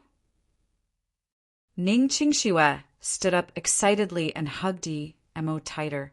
In that moment, she was so blissful that her heart was about pounding like crazy. There was only one voice in her mind, and it said, "This is real, this really is Yi Emo." The dream was so real that she couldn't believe it. In that instance, they only had each other in their hearts. Everything else was extraneous. Or perhaps it was more than just having each other in their arms and feeling their existence. No words could express what they were feeling at that moment. Only embracing each other could make them both really feel how real it was. Time seemed to have stopped then. The ocean waves paused, other than the old diesel engine on the fishing ship that was still working. Everyone looked dumbly at Yi Emo and Ning Qingxue. No one on the pirate ship realized how Yi Emo had jumped a few hundred meters to get to Ning Qingxue. They were just thinking, these two dare to embrace each other in front of all these guns like nothing. Are they dumb? However, it was just a moment. Then the pirates woke up. What made them angry was that a goddess-like woman such as Ning Qingxue was in another man's arms, when they didn't even get to touch her. Kill him. Sean was the first to react and pointed at Yi Emo with fury. In his eyes, Ning Qingxue was his. How dare someone embrace his woman? Eden was still nervously controlling the ship, trying to move out of their attack range, but all of a sudden noticed that the cannon had stopped attacking. It was a brief moment of silence. Immediately after, he saw Yi Emo hugging a white-clothed woman. That woman was from the Skull pirate ship. Eden rubbed his eyes to make sure he was seeing right. Is this woman his wife? Was she also taken by the pirates? How come the pirates still haven't attacked him yet? Eden was very confused. Bang! The sound of a sniper rifle shook Eden. No, the Chinese man who saved him was being attacked by the pirates. It was the sound of a sniper rifle. Eden got worried, so much that he forgot the fact that Yi Emo was on the Skull ship. Yi Emo raised his hand and instantly caught the bullet. Then he looked at Ning Qingxue and said, "Qingxue, are these people harassing you?" Ning Qingxue didn't feel any of Yi Emo's killing intent. She was already immersed in Yi Emo's arms. Nothing else mattered. She hadn't even heard what Yi Emo had said, nor realized that Yi Emo had caught a bullet. "Did I miss?" The sniper on Sean's ship looked at his hand in disbelief. There was no way for him to miss at such short range, but the fact was that he did. He couldn't have possibly imagined that Yi Mo had caught his bullet. Yi Mo was fine so. Other than his shot having missed, what else could it be? Just when he wanted to shoot a second time, Yi Mo had already placed Ning Qingxue behind him. You won't need to shoot twice. I will send you into the sea. Then Yi Mo kicked, and the sniper, who then was getting ready for his second shot, was thrown in the air and into the sea. However, before he had landed, he was already dead. Sean reacted. He had his projectile skills and was much more proactive than his companion. It was a 20 meters distance. How had that man managed to get there in an instant and also bring a woman with him? Then he remembered what happened before. Yi Mo had been on that fishing boat 300 meters away from the ship, but he somehow got there. Before he could think these two things through, Yi Mo kicked away more than 20 pirates. All of them were thrown into the sea, and no one could even struggle. This was only in a matter of a second or two. Looking at the remaining 7 or 8 people on the ship, Sean started to sweat. He knew he was done. He had offended someone he shouldn't have offended. His men couldn't even fire. They were almost all dead. He didn't bother to shout fire. He knew there was no difference whether he did it or not. Qianbei, have mercy. Luckily, Sean understood a bit of Chinese culture. Yi Mo couldn't understand what he was saying, and, while he spoke, he knocked out another 4 pirates who had tried to fire. Including Sean, there were only 3 pirates left on the ship. Ning Qingxue was woken up because of this. She looked up and found she was still in Yi Mo's arms, but not on the same ship. Ning Qingxue was aware of Yi Mo's power. She scanned Sean's ship. She saw the 3 remaining pirates looking at Yi Mo in terror, as though he was a demon from hell. Yi Mo's expression sunk as he said coldly, "You wanted to attack my woman, yet you still beg for mercy. Keep dreaming." Then he kicked the 2 remaining pirates. Now, Sean was the only one left. Ning Qingxue heard Yi Mo's words and blushed a little. Although Yi Mo's words were dominating, she didn't feel annoyed at all. Instead, she felt warm inside. But immediately, she thought about the fact that she wasn't his woman yet. A few hundred meters away, Eden finally managed to control his ship and looked up, catching Yi Mo kick those ferocious pirates one by one into the sea. Eden was stunned and uttered, "Oh my God!" He guessed that Yi Mo was no ordinary person for daring to search for his wife alone on a fishing boat, but Yi Mo's power far exceeded his expectations. How could he be this ferocious? Those ravenous beasts, like pirates, were like toys in his wake. They couldn't even so much as raise their guns. Eden was no idiot. He immediately wondered, when did Yi Mo leave the fishing boat? It seemed to have been at the same time as a cannon landed on the boat. He had still been worrying for Yi Mo, yet this Chinese person had already appeared on one of the skull ships. The next time he saw him again, the Chinese guy had appeared with his woman on the other ship. God, this is too magical. Eden couldn't understand how Yi Mo had moved around like that, but he sure was in a good mood now. No wonder he'd told him to steer the ship to the place of the incident. He had nothing to fear. Comprehending that, Eden directed the fishing boat towards the pirate ship. Sean had wanted to pull out his gun as he hesitated countless times, but eventually he didn't dare to. He knew that the person in front of him had left him alive, not due to mercy. This person must have something to ask of him. You're tuning in to the Thunder Spear YouTube channel. Don't forget to subscribe and join us on this journey to catch the most captivating stories.